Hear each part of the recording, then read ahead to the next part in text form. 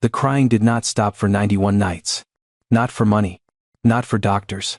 Not for the best nannies in the city. Inside a quiet mansion in Westchester, New York, Daniel Whitmore stood in the hallway at 2:17 a.m., his shirt wrinkled, his eyes red, listening to the sound that had broken him, piece by piece, 4 newborn babies screaming at once. His quadruplets were only 3 months old, but they had already turned his life into a storm. Every night the same nightmare returned. One baby cried, then another, then all 4 together, their tiny fists shaking in the dim nursery light. Daniel had hired women with years of experience. He had paid double, then triple. One by one they quit. Some left with apologies. One left in the middle of the night. The doctors found nothing wrong. No fever. No illness. No answer.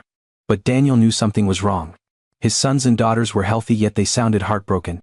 And deep down, he knew the reason had a name. Emily. Their mother was gone. Still, Daniel refused to say her name in that house. He buried the grief under schedules, bottles, monitors, and expensive advice. But grief does not disappear because a man is rich. It waits. It cries. And in that house it cried through 4 tiny voices until the night, a quiet housekeeper named Grace Miller stepped through the door and did what no expert had been brave enough to do. By sunrise the mansion looked peaceful from the outside. That was the cruel part. The white shutters were clean. The lawn was trimmed.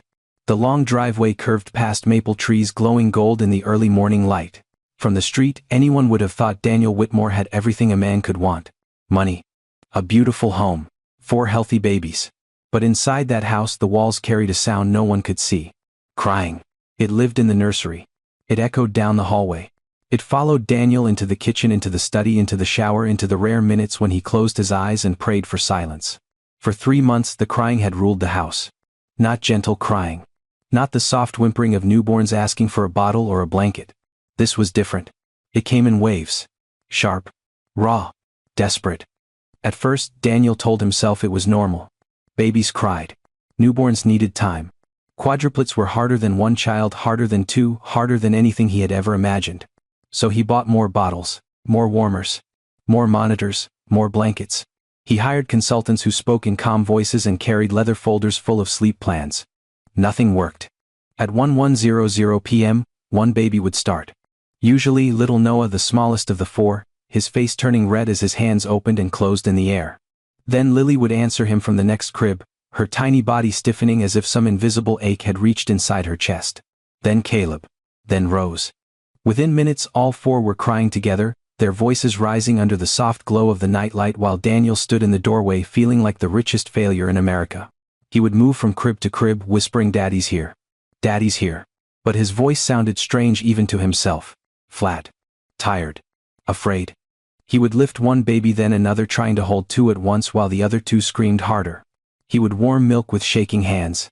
He would check diapers that were already clean. He would call the night nurse. He would check the room temperature. 72 degrees. Always perfect. Perfect room, perfect bottles, perfect medical reports. And still nothing was right. By the 4th week, Daniel stopped sleeping in his bedroom. The bed was too big without Emily. The silence on her side of the mattress was worse than the crying. So he slept in a chair near the nursery, if sleeping could even be called that. His head would drop forward for 10 minutes, maybe 15, before another cry cut through the dark and snapped him awake like a gunshot. Some nights he woke already standing.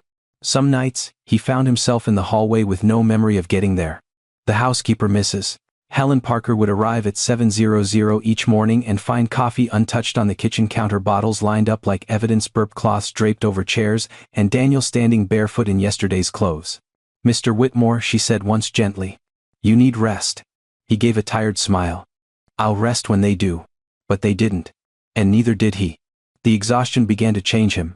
At work, Daniel was known as a man who could read a contract once and find the weakness no one else saw. He built companies. He closed deals. He spoke in boardrooms with the calm authority of a man who never lost control. But now control slipped through his fingers every morning. His assistant Mark Ellis watched him walk into meetings with mismatched socks and a blank stare. Daniel forgot names he had known for years. He signed the wrong page on a legal document. During one important call with investors, he stopped speaking in the middle of a sentence because for one terrifying second he could not remember what the meeting was about. The room went quiet. Mark leaned in and whispered, "Daniel." Daniel blinked. "I'm fine," he said. But nobody believed him. At lunch he sat alone in his office with the blinds half closed. Outside the city moved as usual. Horns, sirens, people crossing streets with coffee in their hands. Life kept going careless and loud. Daniel stared at a photo on his desk. Emily holding her pregnant belly. Emily laughing because she said she looked like she was carrying a whole basketball team. Emily alive. His throat tightened. He turned the frame face down. Then his phone rang. It was the nanny. Again. Mr. Whitmore, she said, her voice trembling. I'm sorry. I can't do this anymore. Daniel closed his eyes. In the background, he heard the babies screaming. All four. The sound punched through the phone and landed in his chest. I'll pay you more, he said. It's not the money. I'll double it. Sir. Triple. There was a pause. Then the woman began to cry. I haven't slept in 4 nights. I'm scared I'll make a mistake. They don't want me. They don't want any of us. Daniel gripped the edge of his desk. What does that mean? I don't know, she whispered. It's like they're waiting for someone who isn't coming. The line went silent. Daniel did not move. Not for several seconds. Then he hung up, stood, and walked out of the office without telling anyone where he was going. The drive home took 40 minutes. He made it in 28. When he pushed open the front door, the crying was already there to meet him. It rolled down the staircase and filled the foyer. Mrs. Parker stood near the banister with a laundry basket pressed against her hip, her face pale with worry. She left, sir, she said softly. The nanny? She packed her things? Daniel nodded as if he had expected it. But something inside him dropped. He climbed the stairs slowly. Each step felt heavier than the last. At the nursery door he stopped. 4 cribs, 4 tiny bodies, 4 red faces twisted in pain no doctor could measure. Noah kicked against his blanket. Lily's mouth opened in a silent scream before sound finally came.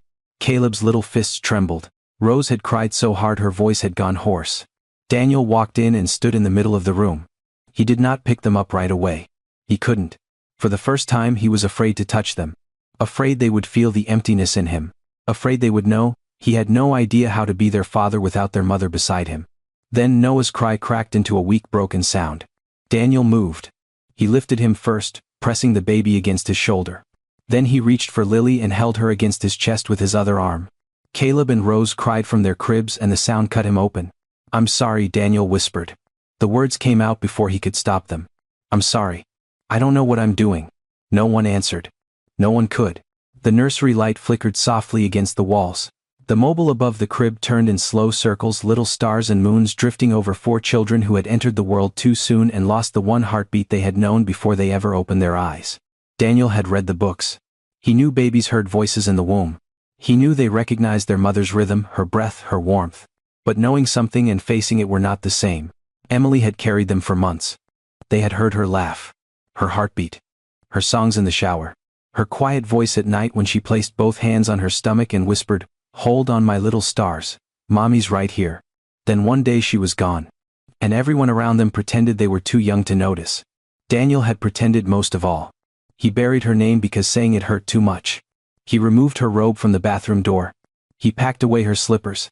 He told the staff not to bring up sad things around the babies. They need peace, he said.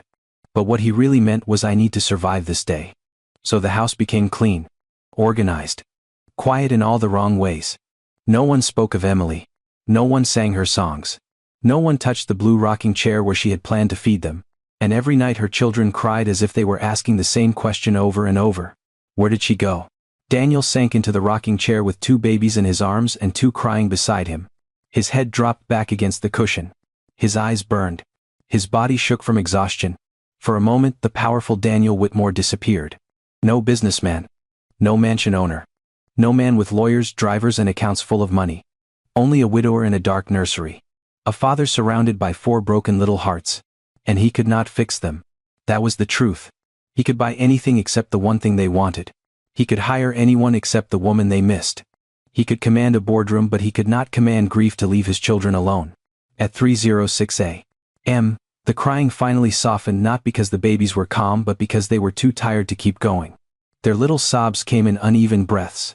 Daniel stayed in the chair afraid to move, afraid to wake them, afraid to be alone with his thoughts. Downstairs, the grandfather clock struck 3 times. The house settled. The rain began against the windows, light at first then steady. Daniel looked toward the empty doorway and whispered the name he had not said aloud in weeks. Emily. His voice broke on the second syllable. Noah stirred against his chest. Lily's tiny hand opened and rested against his shirt. For one brief second the room held its breath. Then Caleb cried again. Rose followed. And the nightmare began all over. Daniel closed his eyes. Not because he was giving up. Because he was falling apart. And somewhere beyond that long terrible night help was already moving toward him. Not in a white coat. Not with a certificate. Not with a perfect resume. But with tired hands, a quiet voice, and a heart that understood what grief sounds like when it is too young to speak. The next morning, Daniel Whitmore made a decision that sounded reasonable to everyone except the 4 babies upstairs. He would hire the best. Not just a nanny. Not just help. The best. By 8:00 a.m., Mark Ellis had called 3 private childcare agencies in Manhattan, 2 in Connecticut, and 1 in Boston that specialized in high-need newborn care. By noon, Daniel's kitchen table was covered with resumes. Degrees. Certifications. References from governors, surgeons, hedge fund families, people who paid more for a nursery consultant than most Americans paid for a used car. Daniel stood over the papers with a cup of coffee he had not touched.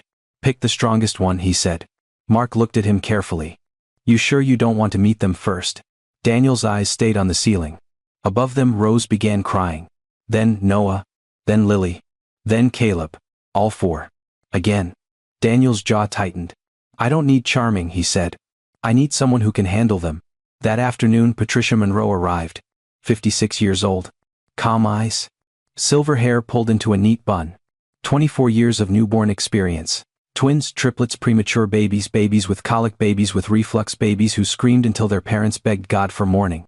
Patricia walked into the nursery like a woman entering a room she had already conquered 1,000 times. She washed her hands. Checked the bottles. Lowered the blinds. Listened to each cry. Then she turned to Daniel and gave him the first confident smile he had seen in weeks. Mr. Whitmore, she said, you go downstairs. I've got them. Those 3 words nearly broke him. I've got them. Daniel wanted to believe her so badly that he did not argue. He went downstairs. He sat in the study. He stared at the baby monitor beside his laptop like it was a bomb. For 20 minutes, Patricia moved with perfect rhythm. She lifted Noah, tucked him into her shoulder, swayed twice, shushed softly. Then she placed him down and picked up Lily. She dimmed the lamp. She warmed a bottle. She changed Caleb. She hummed a low hymn under her breath. At first, Daniel felt something dangerous. Hope. The crying softened. Not gone. But lower. For the first time in days, Daniel leaned back in his chair. Then Rose let out a sharp scream. Noah answered. Lily's face crumpled. Caleb twisted in his blanket. Within seconds, the nursery exploded. Patricia did not panic. Not then. She adjusted. She tried side-holding, rocking white noise, skin-to-skin warmth against her forearm.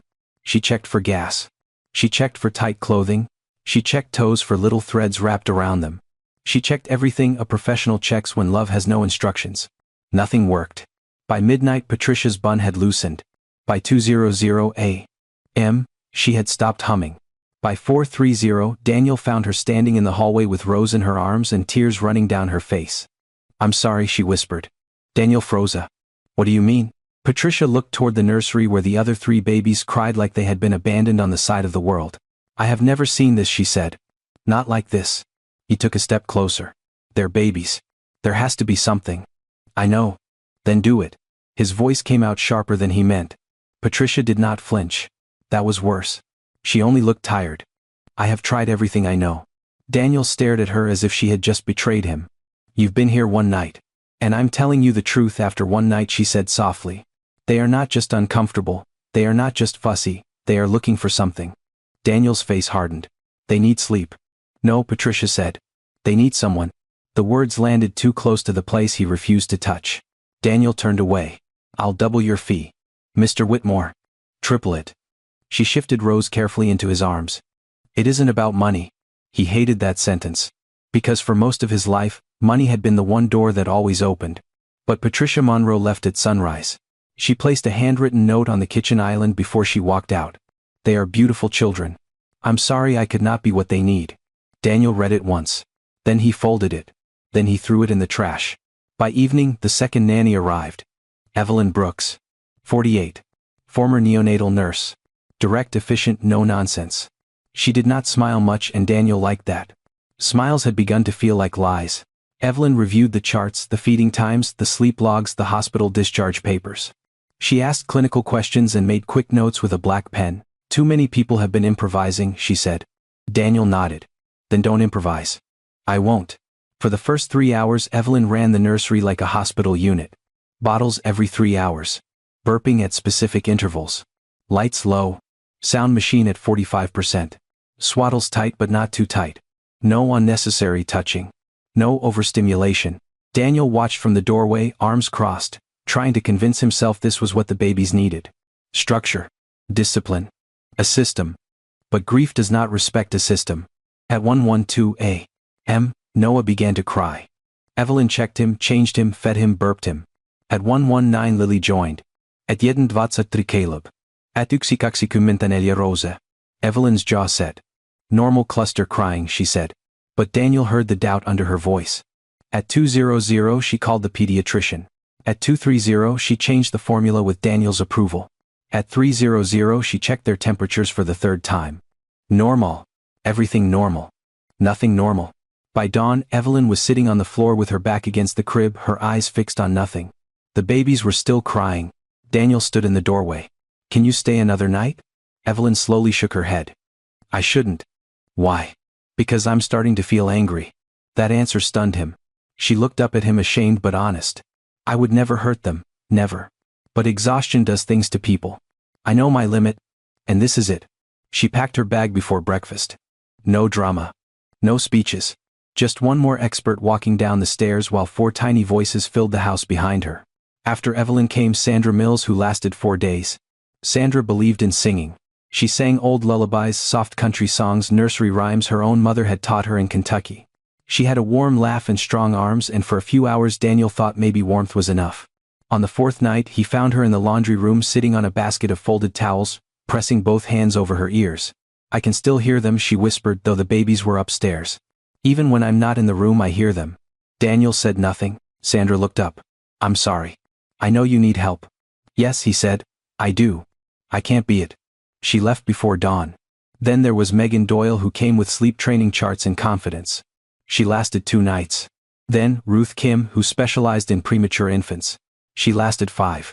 Then 2 women together, rotating shifts. Daniel thought 2 professionals might do what one could not. By the end of the week both resigned. One left a note. The other left without saying goodbye. That one hurt more. Not because Daniel blamed her. Because he understood. The house had become a place people escaped from. Every departure made the silence afterward heavier. Not peaceful silence, failed silence. The kind that came between waves of crying and reminded Daniel that another person had looked at his life up close and decided they could not survive it.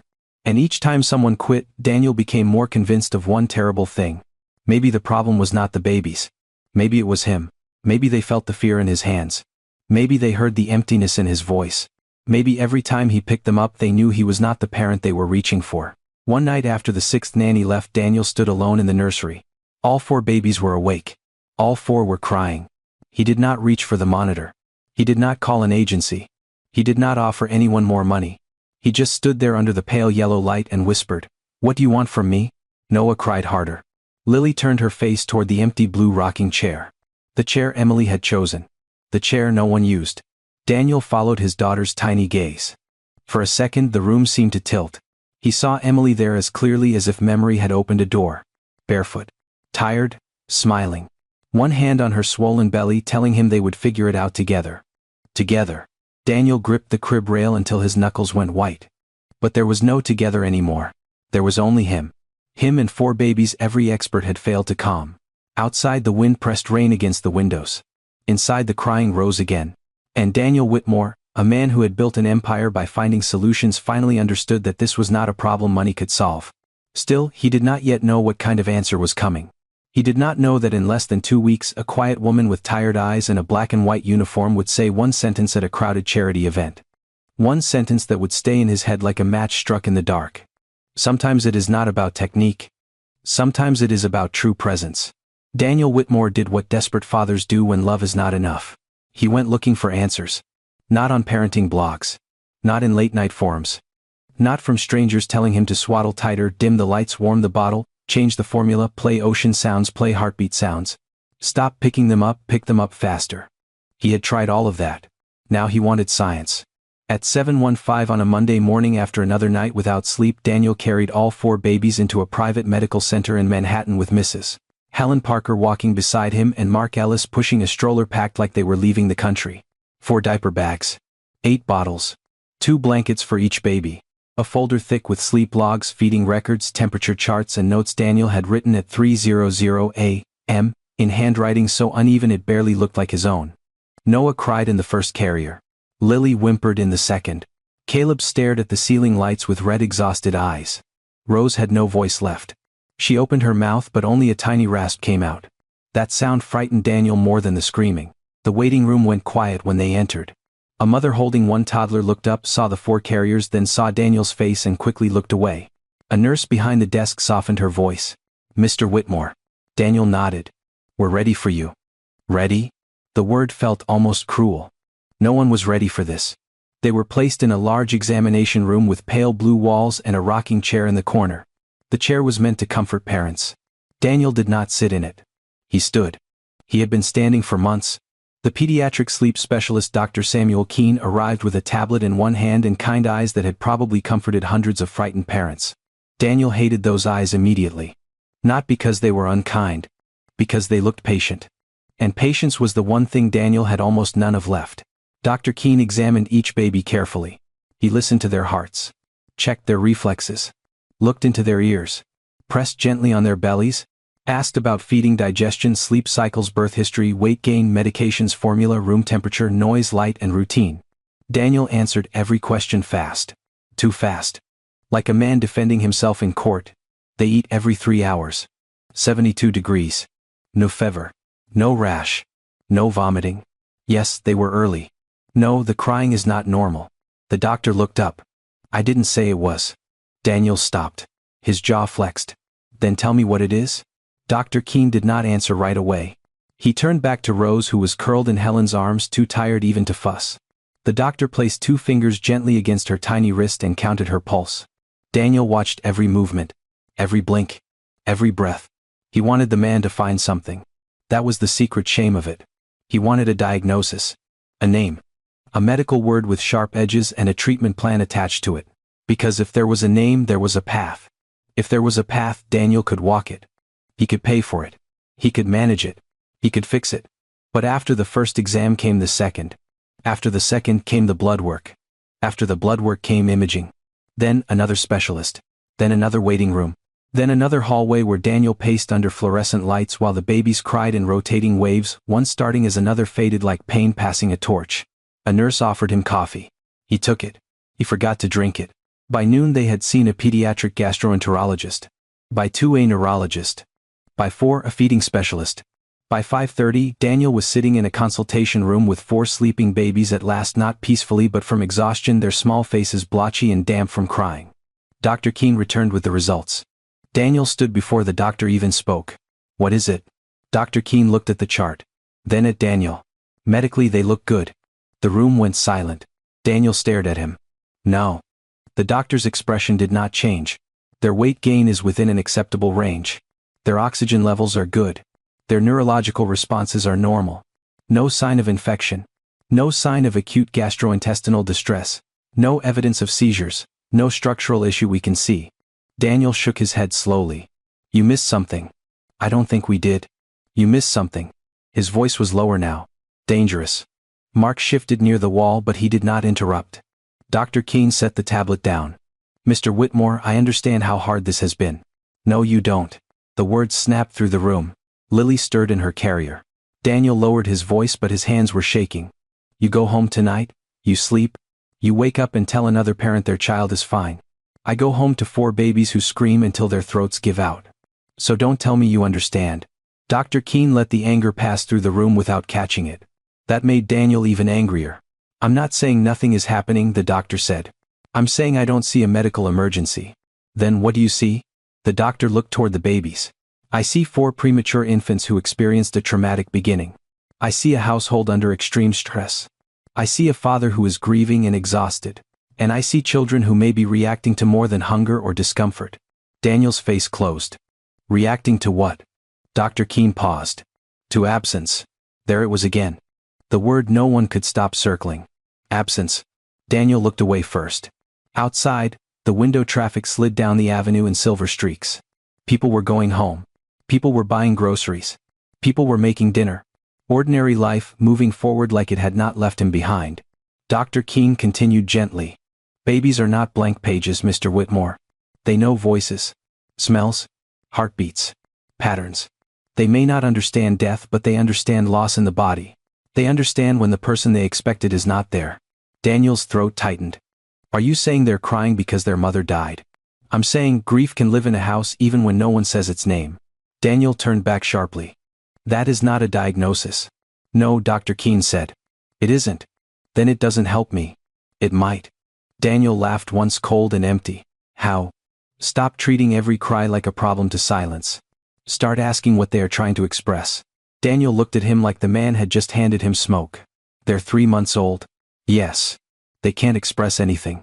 Dr. Keene's voice stayed calm. They have been expressing it every night. For a moment Daniel could not speak. Because deep down under the money and the anger and the sleepless rage, something in him knew the doctor was right. He just did not know what to do with it. And Daniel Whitmore hated problems he could not turn into instructions. So he asked for more tests. A second opinion. Then a third. Over the next 10 days, the babies were taken to 2 hospitals and 1 private clinic.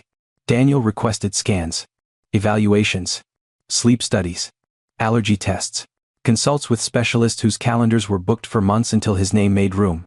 The answer never changed. Healthy, sensitive, premature. Give it time. Build routine. Be patient. Patient. That word began to feel like an insult. Because patience did not stand in the nursery at 2:00 a.m., holding a baby whose voice had cracked from crying. Patience did not sit through investor calls while hearing phantom screams behind every sentence. Patience did not walk past Emily's untouched blue rocking chair and feel the air leave the room. One afternoon after the final consultation, Daniel stood in the hospital parking garage beside the black SUV while Helen buckled the babies into their seats. The garage smelled like concrete, rainwater, and exhaust. Noah was crying again. Caleb followed. Then Rose. Then Lily. Helen moved gently, whispering, "It's all right, sweetheart, it's all right." But it was not all right. Daniel held the medical folder under one arm. Every page inside said the same thing in different language. Normal. Normal. Normal? He wanted to throw it across the garage. Instead, he pressed his hand against the roof of the SUV and bowed his head. Mark stood a few feet away. "Daniel," he said quietly, "maybe you should take a few days away from the office." Daniel did not look up. "And do what?" "Rest." The laugh that came out of Daniel barely sounded human. "Rest where, Mark?" "In the house where they scream, in the bedroom where her side of the bed is empty, in the nursery where every professional in New York has failed." Mark said nothing. Daniel finally looked at him. His eyes were bloodshot, his face thinner than it had been a month ago. His suit hung loose at the shoulders. "I have 4 healthy babies," Daniel said. "That's what every doctor keeps telling me." His voice cracked. "So why does it feel like they're dying from something nobody can see?"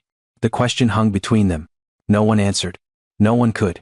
That night Daniel brought the babies home with no medicine, no diagnosis, no plan that had not already failed. The mansion was warm. The bottles were ready. The nursery was clean. The monitors glowed. Everything looked perfect. And within 20 minutes the crying began again. Daniel stood at the bottom of the stairs and listened. For the first time he did not run up immediately. He just listened. Not to the volume. Not to the panic. To the ache underneath it. 4 tiny voices calling into a house where one name had been locked away. "Emily?" Daniel closed his eyes. His hand tightened on the banister. The doctors had told him his children were healthy. But no one had told him how to heal a baby's broken heart. And no one had told him how to heal his own. By the end of the 3rd month, Daniel Whitmore was not living anymore. He was functioning. Barely. Every morning began the same way. The sun came up behind the tall windows of the Westchester mansion, spilling soft gold across polished floors and expensive furniture. The house looked calm, elegant, almost peaceful. But Daniel knew better. Peace had left that house with Emily. At 6:12 a.m., after another night of broken crying and 10-minute naps, Daniel stood in the bathroom, staring at himself in the mirror. His eyes were red. His jaw was covered with 2 days of stubble. His white dress shirt hung open at the collar because his fingers had trembled too much to button it right. From down the hall, Noah whimpered. Daniel froze. Not because the sound was loud. Because his body had learned to fear even the smallest cry. He waited. 1 second. 2. 3. Then Lily joined. Then Caleb. Then Rose. The 4 voices rose together, thin and desperate, filling the morning before it had even begun. Daniel gripped the edge of the sink and lowered his head. No, he whispered. Not to the babies. To the day? To the world? To himself. He was supposed to be in Manhattan by 8:30 for a board meeting with investors from Chicago. A $72 million acquisition depended on that meeting. His company had spent 9 months preparing for it. Lawyers had worked through weekends. Analysts had built models down to the penny. Daniel had once lived for mornings like this. Big rooms. High pressure. Sharp decisions. A clean win. Now he could not remember where he had left his cufflinks. He walked into the closet and stood there for almost a full minute staring at rows of dark suits. Navy. Charcoal. Black. All perfectly pressed. All useless. Mrs. Helen Parker appeared at the bedroom door with Rose against her shoulder. Mr. Whitmore, she said gently, I can take them for a while. Daniel turned too quickly. Rose startled and cried harder. He softened his voice at once. I'm sorry. Helen looked at him with the tired kindness of someone who had watched him come apart piece by piece. You need to eat something. I'll eat at the office. You said that yesterday. I'm fine. Helen did not argue. But her eyes did. Daniel grabbed the wrong jacket from the hanger and did not notice until he was already downstairs. His driver Paul Bennett waited outside with the black SUV running. Mark Ellis was in the back seat, laptop open, phone pressed to his ear. The moment Daniel climbed in, Mark lowered the phone. You look awful. Daniel shut the door. Good morning to you too. I'm serious. So am I. Drive. Paul pulled away from the mansion. The gates opened. The house disappeared behind them, but the crying stayed inside Daniel's skull. It followed him down the highway. It sat beside him in the leather seat. It pulsed behind his eyes every time he blinked. Mark handed him a folder. Updated numbers. The Chicago group wants reassurance on projected cash flow after the merger. Daniel opened the folder. The lines blurred. He blinked harder. Numbers had always been simple for him. Honest. Cold. Reliable. Numbers did not cry. Numbers did not ask where their mother had gone. Numbers did not look at him with Emily's eyes. Daniel. He looked up. What? Cash flow. Page 3. Daniel looked down. He was on page 7. Right. Mark watched him. Did you sleep at all? Daniel closed the folder. Do not ask me that again. The rest of the ride went quiet. At the office, people moved differently around him now. Softer. Careful. Like employees walking past a cracked window they feared might shatter if they breathed too hard. The receptionist smiled too brightly. Good morning, Mr. Whitmore. He did not answer. Not because he meant to be rude. Because he had not heard her. In the elevator, his reflection stared back from the polished doors. Expensive suit, empty eyes. A man still dressed like success while failure lived under his skin. The boardroom was already full when he walked in. 12 people turned toward him. Investors? Lawyers. Senior executives. His own partner Robert Langford sat near the head of the table with a tablet in front of him and a warning in his face. Daniel took his seat. Let's begin? For the first 20 minutes he managed. He nodded at the right times. Asked 2 sharp questions. Corrected 1 legal phrase that everyone else had missed. For a moment the old Daniel appeared. Controlled. Precise. Dangerous. Then someone mentioned risk exposure in quarter 4. Daniel heard the words. But beneath them another sound rose. A baby crying. Not in the room. In his head. Then another. Then 4. His fingers tightened around his pen. The analyst across the table kept speaking. Assuming integration costs remain under 8%, we believe. Daniel interrupted. That's wrong. The analyst froze. Robert turned slightly. What's wrong? Daniel looked at the spreadsheet projected on the screen. His eyes moved across the numbers. Nothing made sense. The room waited. Daniel's mouth went dry. He had challenged the figure by instinct, by old habit, by the memory of being the smartest man at the table. But now he could not find the error. Because there was no error. The silence stretched. Robert stepped in smoothly. Daniel means the assumption may be too optimistic under a delayed integration schedule. The analyst nodded too quickly. Yes. Of course. The meeting continued. But everyone had seen it. Daniel had missed. Not by much. But enough. At 1143 his phone buzzed on the table. Home? He stared at the screen. The word looked like a threat. He declined the call. It rang again. He declined again. Then a text from Helen appeared. They won't settle. I'm sorry. I thought you should know. Daniel's throat closed. He pushed back from the table. I need 5 minutes. Robert's eyes followed him as he walked out. Daniel made it to his office, shut the door and stood in the middle of the room without moving. The city stretched outside the windows. Manhattan shone in hard daylight. Glass towers. Yellow taxis. People living lives that still had rhythm. His phone rang again. This time he answered. The crying poured through before Helen said a word. All 4 babies. Screaming. Daniel pressed the phone against his ear and closed his eyes. Helen's voice shook. I'm sorry, sir. I fed them. Changed them. I tried the swing. I tried holding Noah and Lily together, but Caleb wakes Rose, and then, I know. I don't know what else to do. Neither did he. That was the truth. The words were right there. I don't know either. But he was Daniel Whitmore. He was the man people called when things collapsed. He was not supposed to say he had no answer. So instead he said, call the agency again. They already said no one is available today. Then call another agency. I did. Then call all of them. His voice rose. On the other end, Helen went silent. Daniel heard himself breathing. Too hard. Too angry. He lowered his voice. I'm sorry. Helen answered softly. I know. That made it worse. After the call ended, Daniel sat at his desk and opened his laptop. There were 47 unread emails, 3 marked urgent, 2 from attorneys. 1 from Robert with the subject line, we need to talk. Daniel opened none of them. Instead, he clicked on a video file saved in a folder he had not touched since Emily died. The screen filled with shaky phone footage. Emily in the nursery before the babies were born. The blue rocking chair behind her. Her hands on her stomach. She was laughing. Daniel stopped recording. I look enormous. Behind the camera, his own voice said, you look beautiful. She rolled her eyes. I look like I swallowed a beach ball. You look like you're carrying 4 beach balls. She threw a baby sock at him. The sock flew toward the camera. The video shook as he laughed.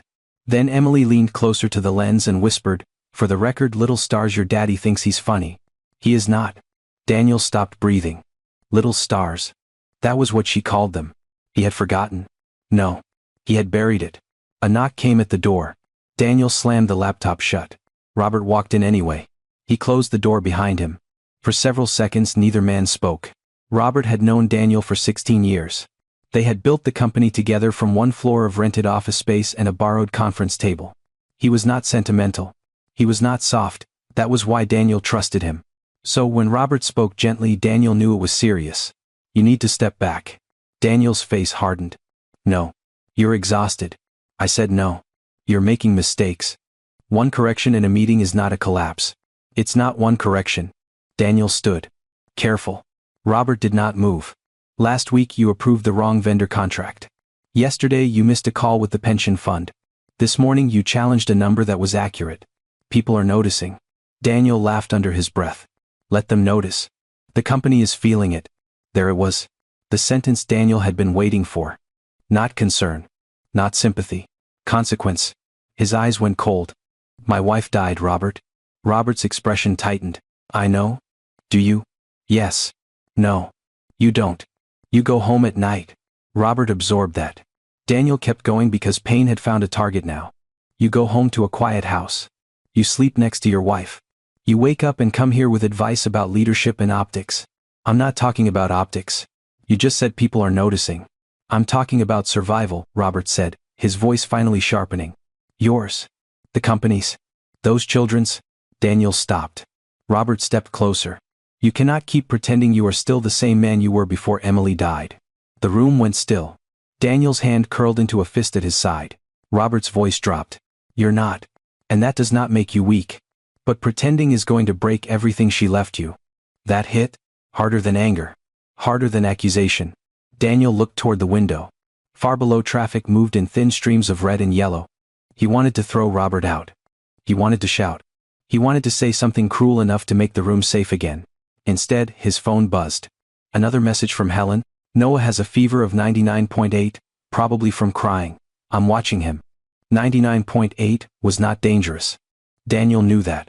But his body reacted as if the world had caught fire. He grabbed his keys. Robert watched him. Go home. Daniel was already at the door. As he walked through the office, conversations stopped.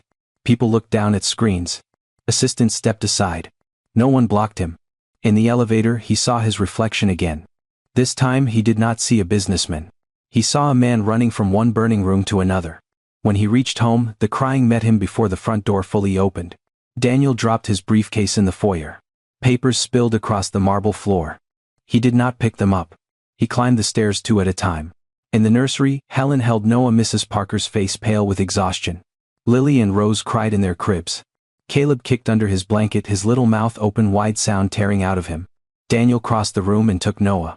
The baby's forehead was warm. Not dangerously hot, but warm. Daniel pressed his lips against it and felt something inside him crack. "I'm here," he whispered. Noah cried harder. Daniel's eyes filled. "I'm here." Still the baby cried. That was the part that destroyed him. He was there. He was trying. He was giving everything he had left. And still it was not enough. By midnight the house was dark except for the nursery lamp. Daniel sat on the floor with his back against the crib, tie loosened sleeves rolled, Noah against his chest, Lily in the crook of his arm. Helen had finally fallen asleep in the hallway chair. Caleb and Rose whimpered in short, broken bursts. Daniel looked at the four tiny faces and understood the truth. He had been out running. His life was not beginning to fall apart. It already had. The company, the house, his body, his mind, his children. All of it was cracking under a grief no one had taught him how to carry. And somewhere in that terrible quiet between cries, Daniel whispered the only honest prayer he had left. "Emily, I can't do this alone." No answer came. Only rain against the window. Only four babies breathing unevenly in the dark. But the prayer had been spoken. And once a desperate man finally admits he needs help, the door to help can begin to open. 15 days before Daniel Whitmore would stand hidden in his own hallway and see the impossible, he attended a charity event he did not want to attend. He almost canceled. 3 times. At 5:30 that evening, he stood in his bedroom wearing a black tuxedo with a bow tie hanging loose around his neck. The mirror showed him a man dressed for celebration and built for collapse. His cheeks looked hollow, his eyes looked bruised. His hair, once always controlled, fell slightly out of place near his temple. From the nursery down the hall, Caleb cried. Then Rose. Daniel closed his eyes. Not again. Helen Parker appeared at the bedroom door holding Noah against her shoulder. "Mr. Whitmore," she said softly, "you should go." He turned toward her. "I shouldn't. You promised the foundation. They'll survive without me." Helen looked at him for a long second. Then she said the one thing he could not dismiss. "Maybe you need one room tonight where no one is crying." Daniel looked past her toward the hallway. Lily let out a thin, tired wail. His face tightened. "I'll be back early." Helen nodded. "I know." He picked up his phone, checked the baby monitor one more time, then another. 4 cribs. 4 tiny bodies. 3 moving. 1 still for the moment. He stared until Noah shifted against Helen's shoulder and gave a small broken sound. Daniel turned away before it pulled him back. The event was held at the Grand Meridian Hotel in Manhattan in a ballroom with crystal chandeliers, white roses and round tables dressed in linen so crisp they looked untouched by human hands. The charity raised money for families with premature infants, which was why Daniel had agreed months earlier, back when Emily was still alive, back when they believed their own miracle was only beginning. Now the banner over the stage felt like a hand around his throat. A night for new beginnings. Daniel almost laughed when he saw it. New beginnings. He had 4 new beginnings at home, and every one of them cried like the world had already disappointed them. The ballroom was full of noise. Forks against plates. Champagne glasses touching. Men in dark suits talking about markets and real estate. Women in silk dresses leaning close over candlelit tables. A string quartet played near the far wall, elegant and soft, almost too beautiful for a room where people were writing checks to feel generous. Daniel walked through it like a ghost. People noticed him immediately. They always did. "Daniel, good to see you. So sorry again about Emily. You're incredibly strong. Those babies are lucky to have you." Each sentence landed like a small stone. He nodded. Thanked them. Accepted their careful sympathy. But inside he felt nothing except the pull of home and the sound of crying that was not even there. Robert Langford met him near the bar. "You made it." Daniel glanced around. "Barely." Robert studied him. "Do you want to leave?" "Yes." "Are you going to?" "No." Robert gave a small nod. That was Daniel. Bleeding internally, still attending the dinner. A waiter passed with a tray of sparkling water and champagne. Daniel reached for water. His hand brushed another hand reaching for the same glass. "Excuse me," a woman said. Daniel turned. She was not one of the guests. That was clear immediately. She wore the hotel's black and white service uniform. White shirt. Black vest. Hair pulled back neatly. Comfortable shoes made for standing too many hours. She was perhaps in her early 40s, though tiredness and gentleness made her age hard to guess. Her name tag read, Grace Miller. She stepped back at once. "I'm sorry, sir." Daniel shook his head. "No, it was me." She gave a polite smile and continued moving the tray balanced on one hand with the quiet skill of someone who had learned not to take up too much space in rooms full of powerful people. Daniel watched her for half a second longer than he meant to. Not because she was beautiful in the polished way of the women in the ballroom. She wasn't polished. She was calm. That was what caught him. There was something steady in her face, something the room did not have. Around her, men laughed too loudly. Donors competed over generosity. Cameras flashed near the sponsor wall. But Grace moved through it all like a candle that did not flicker. Later during dinner, Daniel sat at the front table while a pediatric surgeon spoke about fragile infants and exhausted parents. A video played on the screen showing tiny babies in incubators, parents pressing hands to glass, nurses moving with sacred care. Daniel stared at the screen until it blurred. Emily had held his hand in a room like that. Not this ballroom. The hospital. The day the quadruplets were born, too early, too small, too quiet at first. He remembered the machines. The wires. Emily's pale face. Her whisper. Are they breathing? He remembered telling her yes. He remembered believing that was the hardest question he would ever answer. He was wrong. A burst of applause shook him back into the room. Everyone stood. Daniel stood too, a beat late. Robert noticed. So did Grace Miller. She was at the edge of the room collecting untouched salad plates, but her eyes rested on Daniel for one brief second. Not curious. Not pitying. Seeing. Daniel looked away first. After the speeches, the auction began. A weekend in Napa, a signed Yankees jersey. A private dinner with a celebrity chef. Numbers rose. Paddles lifted. People clapped for themselves. Daniel gave $50,000 without thinking. The host praised him from the stage. An extraordinary gift from Daniel Whitmore. The room applauded. Daniel felt sick. $50,000. Gone with one raised hand. And still he could not buy one full night of peace for his children. He stood and walked toward the side of the ballroom, needing air, needing quiet, needing 5 seconds where no one praised him for surviving a life they did not have to live. Near the service entrance, Robert followed. You okay? Daniel looked at him. That question again. Okay, fine. Strong? Words people used when they did not know what else to do. He gave a bitter half smile. I would pay any amount of money, Daniel said, his voice low, for someone to tell me how to make 4 babies sleep at the same time. He meant it as a confession. A joke. A breakdown disguised as a sentence. But someone heard him. Grace Miller had been passing behind them with a tray of coffee cups. She stopped. Just for a second. Daniel noticed. So did Robert. Grace looked as if she was deciding whether speaking would cost her something. Then she turned slightly. Sir, she said quietly, sometimes it isn't about technique or experience. Daniel's eyes lifted to hers. The noise of the ballroom seemed to pull back. Grace held the tray close, her fingers steady around the edge. Sometimes, she continued, it's about true presence. Robert's eyebrows moved faintly as if the comment were too personal for a hotel server to make. Daniel did not respond. He could not. Grace seemed to realize she had crossed an invisible line. She lowered her eyes. I apologize. That wasn't my place. She turned to leave. Daniel spoke before he knew he would. Do you have children? Grace paused. No, sir. Then how would you know? The question came out sharp. Too sharp. Robert shifted beside him. Grace absorbed it without flinching. Her face changed, but only slightly. A shadow crossed her eyes. I helped raise my sister's boys after she passed, she said. And I lost my mother when I was young. Daniel said nothing. Grace looked toward the ballroom, then back at him. Some absences are loud, she said. Even when nobody talks about them. The words hit him in the chest. Not dramatically. Not like lightning. Worse. Like truth spoken softly enough that he could not defend himself against it. Some absences are loud. Daniel thought of the nursery. The untouched blue rocking chair. Emily's name sealed behind everyone's teeth. 4 babies screaming into a silence adults had built for them. Grace gave a small nod. Excuse me. This time she walked away. Daniel watched her disappear through the service door. Robert leaned closer. You all right? Daniel did not answer. He was still hearing the sentence. Sometimes it's about true presence. For the rest of the evening, Daniel moved through the event on instinct. He shook hands, took a photograph with the foundation director, accepted another round of condolences, signed a pledge form, spoke for 2 minutes at the podium because the program required it. His voice sounded steady. The audience listened. He thanked the doctors, the nurses, the families.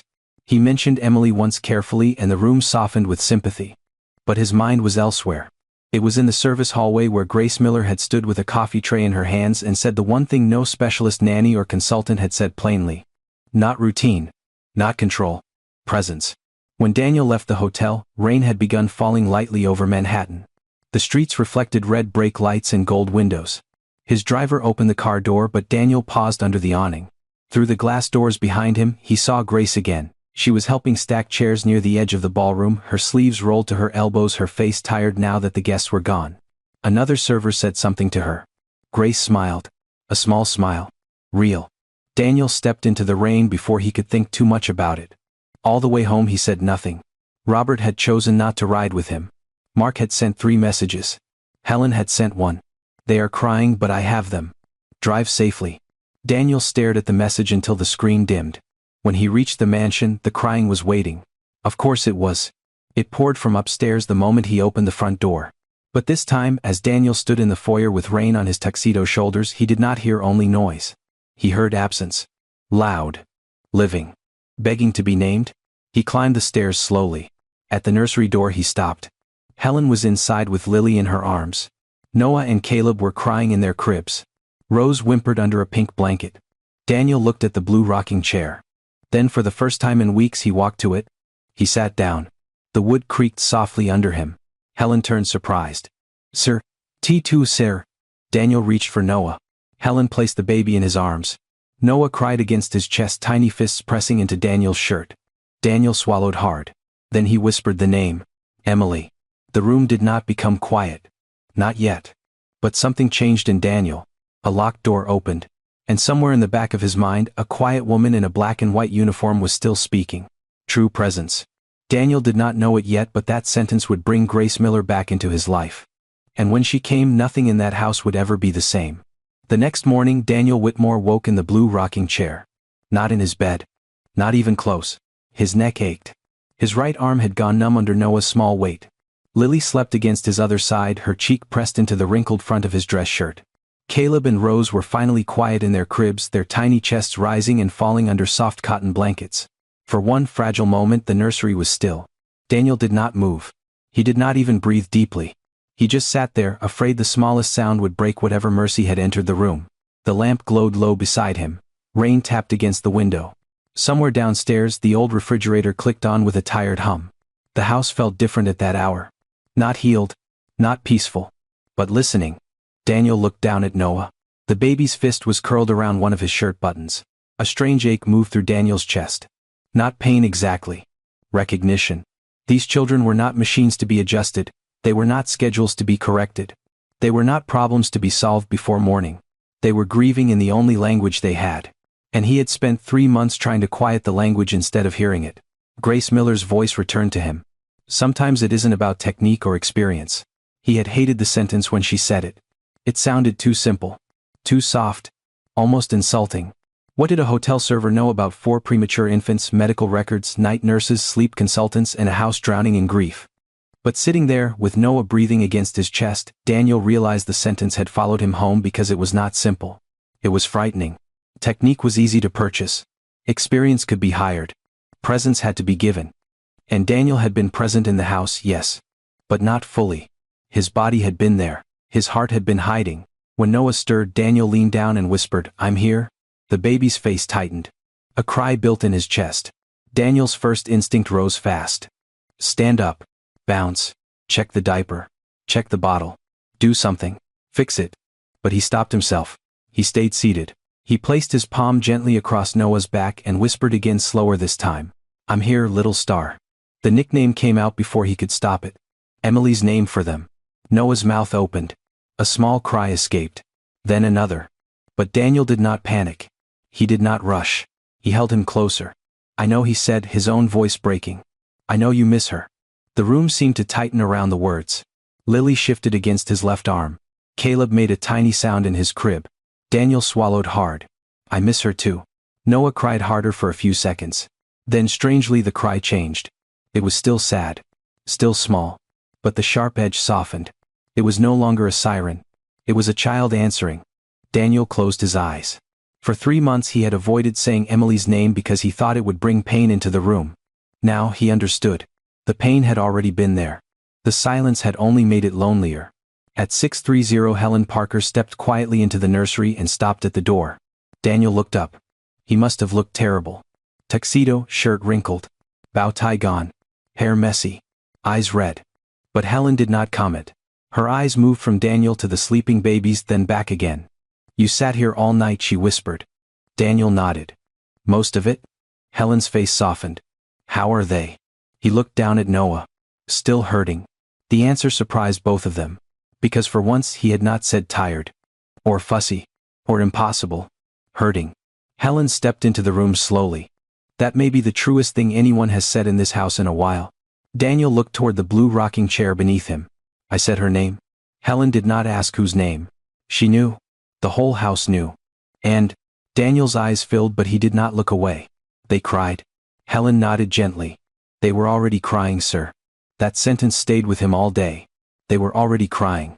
By noon, Daniel was supposed to be on a call with the Chicago investors. Mark Ellis called 3 times. Robert Langford sent a message asking whether Daniel would attend remotely. Daniel typed back one line. Not today. Handle it without me? He stared at the message before sending it. The old Daniel would never have done that. The old Daniel believed every room needed him. Every decision required his hand. Every crisis waited for his command. But the old Daniel had never held 4 grieving babies before sunrise. He sent the message. Then he turned off the phone. No applause. No dramatic music. Just one man choosing the nursery over the boardroom. For the first time in months, he spent the day without trying to control the house. He watched. That was all. He watched the babies' faces before they cried. Noah's brow tightened first. Lily turned her head toward sounds. Caleb kicked when the room became too quiet. Rose calmed fastest when someone's hand rested lightly over her chest. He noticed things no resume had listed. No monitor had explained. No specialist had measured. He learned that the babies did not always want movement. Sometimes rocking made them worse. Sometimes a bottle was not the answer. Sometimes the sound machine filled the room but did not comfort anyone. And he learned something worse. He had been afraid of holding them when they cried, not because he did not love them, because their crying accused him. Every scream seemed to say, "Where is she?" And he had no answer. So he had chased solutions, hired experts, requested tests, built routines. Anything to avoid sitting still with a pain he could not remove. Now he tried sitting still. It was harder than any meeting he had ever led. At 2:00 p.m., Rose began crying in her crib. Her little face twisted, her legs pulling toward her belly. Daniel checked her diaper. Clean, bottle, not time yet, temperature, normal. His hands started to move faster. Then he stopped. He remembered Grace. True presence. He lifted Rose, carefully sat in the rocking chair and held her against his chest. No bouncing. No desperate shushing. No bargaining with God. Just his hand on her back. His breath slow. His voice low. Your mommy loved this chair, he whispered. She picked it before she knew which one of you would be the loudest. Rose cried. Daniel smiled through wet eyes. I think it might be you. Her tiny fingers opened against his shirt. He kept talking. She called you her little stars. All 4 of you. She said this house would never be quiet again. A laugh broke out of him. Small. Painful. Real? She was right. Rose's crying softened into uneven breaths. Daniel kept going because stopping felt wrong now. She wanted yellow curtains at first. I said blue. She said I had no taste. She was correct. From the crib, Caleb stirred. Daniel looked over. You hear that, buddy? Your mom was always right. No miracle happened. Rose did not fall instantly asleep. The heavens did not open. But the room changed. Not because grief left. Because someone finally sat beside it. That evening, Daniel found himself standing in the kitchen with Helen while bottles warmed on the counter. The sky outside had turned dark purple. The windows reflected their tired faces. Helen stirred formula with careful circles. You're different today, she said. Daniel leaned against the counter. I don't know if different is better. It is. He looked toward the stairs. They still cry. They may cry for a while. I don't know how to do this. Helen set the bottle down. No one does at first. Daniel almost said Emily would have, but he stopped. Maybe Emily would have struggled too. Maybe she would have cried in this kitchen at 3:00 a.m. Maybe she would have felt lost.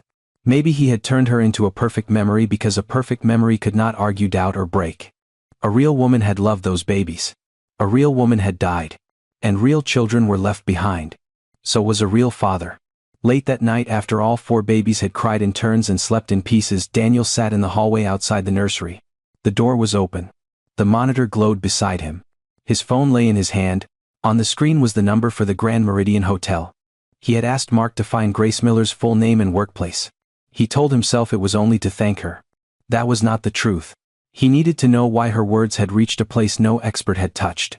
He needed to know how a woman balancing coffee cups had seen his house more clearly than the people paid to enter it. His thumb hovered over the call button. Then Caleb cried. Daniel looked toward the nursery. For once he did not sigh. He stood, walked in and picked up his son. I'm coming, he whispered. Daddy's coming. Caleb cried against him. Daniel held him anyway. No one fixed anything in that moment. No one made the night easy. But Daniel stayed. No one asked him to. No one praised him. He just did it. And somewhere beyond the mansion, beyond the rain, beyond the sleepless dark, the memory of Grace Miller's quiet sentence kept burning like a porch light. Not technique. Not experience. Presence. True presence. 3 nights passed before Daniel Whitmore finally made the call. Not because he forgot. He thought about it constantly. Grace Miller's words followed him everywhere. Into the nursery. Into the kitchen. Into the shower. Into the empty bedroom, where Emily's side of the closet still smelled faintly like lavender and vanilla lotion. Sometimes it isn't about technique or experience. Every time one of the babies cried, the sentence returned. When Noah stiffened in his arms. When Lily turned her face toward the blue rocking chair. When Caleb cried himself hoarse. When Rose finally fell asleep with tears drying on her cheeks. Daniel kept hearing it. True presence. Still calling Grace felt impossible. She was not a nanny, she was not a nurse.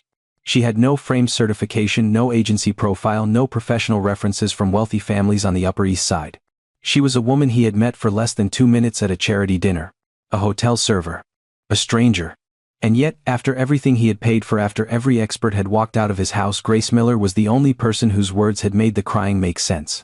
On the 3rd night at 1:38 a.m., Daniel stood in the dark kitchen with his phone in his hand. The babies were upstairs with Helen.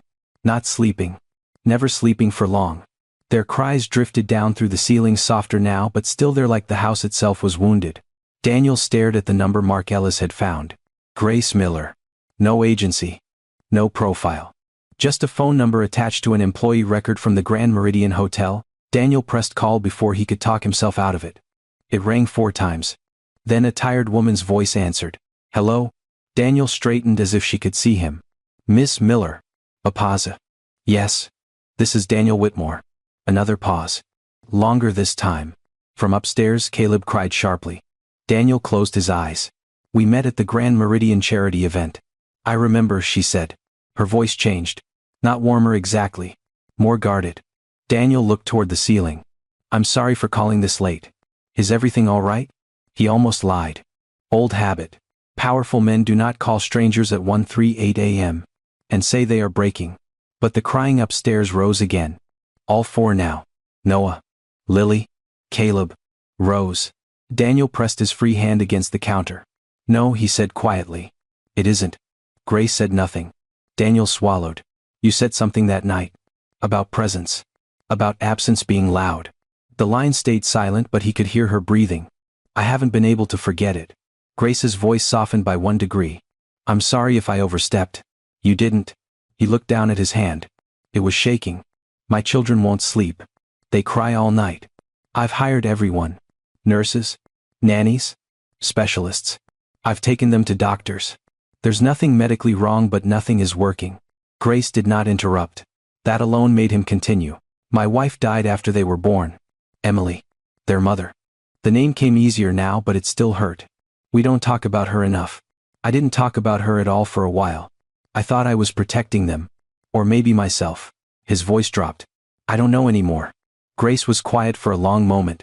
Then she said, Mr. Whitmore, why are you calling me? There it was. The question he had feared. Daniel looked toward the staircase. The crying had become frantic. Helen's footsteps moved across the nursery floor above him. I need help. He had said those words to doctors. To agencies. To employees. But never like this. Never stripped bare. I know you don't work as a nanny, he said quickly. And I know this is unusual. But I want to hire you. Just for 1 week. Nights only. 10 p.m. to 6 a.m. If it doesn't work, I won't ask again. Grace let out a slow breath. Mr. Whitmore. I'll pay whatever you want. The words came too fast. Too familiar. Money as a bridge. Money as a weapon. Money as panic wearing a suit. Grace's voice changed. That's not the first thing you should say. Daniel froze. She had not said it harshly. That made it hit harder. "I'm sorry," he said. "And he meant it?" Grace was quiet. "I'm not trained for this. I know. I'm not a newborn specialist. I know. I work breakfast shifts at the hotel and events when they need extra hands. I can't quit. I have rent. Bills? I'm not asking you to quit. I've only cared for my nephews when my sister was sick. That's different from 4 premature babies. I know. Do you?" Daniel had no answer. Grace continued, not unkindly. 4 babies crying through grief is not something a person fixes in a week. Daniel closed his eyes. "I'm not asking you to fix them." The word surprised him. Because a week ago that was exactly what he would have asked. Fix them. Stop the crying. Solve the problem. Now, after 3 nights of sitting with the babies instead of fighting them, he understood enough to know better. "I'm asking you to try," he said, "because I think you heard something in that ballroom that everyone else missed. I think you understand something I don't." Grace's breathing shifted on the line. When she spoke again, her voice was lower. "My mother died when I was 7. Daniel did not move. The adults stopped saying her name because they thought it would upset me. But her name was already inside me. Every room felt wrong without it. Nobody understood that silence can feel like being left alone twice." Daniel looked toward the dark hallway. "Silence can feel like being left alone twice." He gripped the phone harder. Grace continued. "When my sister died, her boys were little. Too little, people said. Too young to understand, people said. But they understood her absence. They understood her smell was gone, her voice was gone, her hands were gone. They cried for months." "What helped?" Daniel asked. Grace did not answer right away. "Not one thing. Not magic. Not a trick." Then softly, "We stopped pretending nothing had happened." Daniel felt those words settle into him. Upstairs, one of the babies let out a broken sob. He turned toward the sound. Grace heard it through the phone. For the first time, her own voice trembled. "That's one of them." "Yes." "Which one?" Daniel was startled by the question. Most people asked how many, how old, were they healthy? Did they sleep? Grace asked which one. "Noah," he said. "He's the smallest." Another cry followed. "And that's Lily," Daniel added before she asked. Then Caleb. "Rose is the one with the little rasp when she's tired." Grace was silent. But Daniel could feel her listening. Not to him. To them. Finally she said, "If I come, I have conditions." Daniel's heart moved. "Anything. No cameras." He frowned. "What?" "No watching me through monitors like I'm an experiment. You can keep your baby monitors for safety, but I won't be judged every second by a screen." Daniel thought of the nights he had watched nannies fail through black and white video. "All right. No rushing in unless I ask or unless there's danger. That may be difficult." "I know." He exhaled. "All right? No pretending their mother never existed." His throat tightened. Daniel looked toward the staircase again. "All right. And I can only do nights. 10 to 6 like you said. I need to leave by 6:15 to catch the train and make my morning shift." Daniel almost offered to send a car. Then he stopped himself. "Understood." "And Mr. Whitmore?" "Yes. I don't want whatever amount you think will make me say yes." He blinked. "Then what do you want?" "A fair wage. Written down. No favors. No debt. No feeling like you bought me." Daniel lowered his head. For the first time in years, someone had refused to be pulled into his world on his terms. It should have annoyed him. Instead, it steadied him. "All right," he said. "A fair wage." Grace was quiet again. Then she asked, "When?" Daniel looked at the clock. 1:49 a.m. "Tomorrow night." "No," Grace said. "Tonight?" Daniel stopped breathing. "I can be there in 40 minutes. You don't have to. The babies are crying now." That was all she said. No grand promise. No dramatic speech. No claim that she knew the answer. Just that. "The babies are crying now."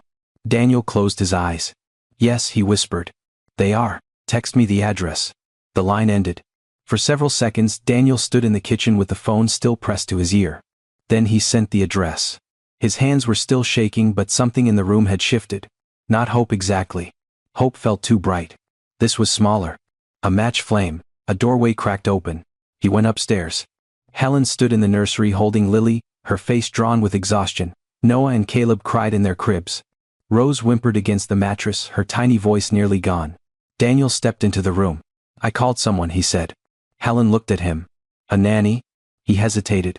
"No." Helen waited. "A woman from the charity event. Grace Miller." Helen's brows pulled together.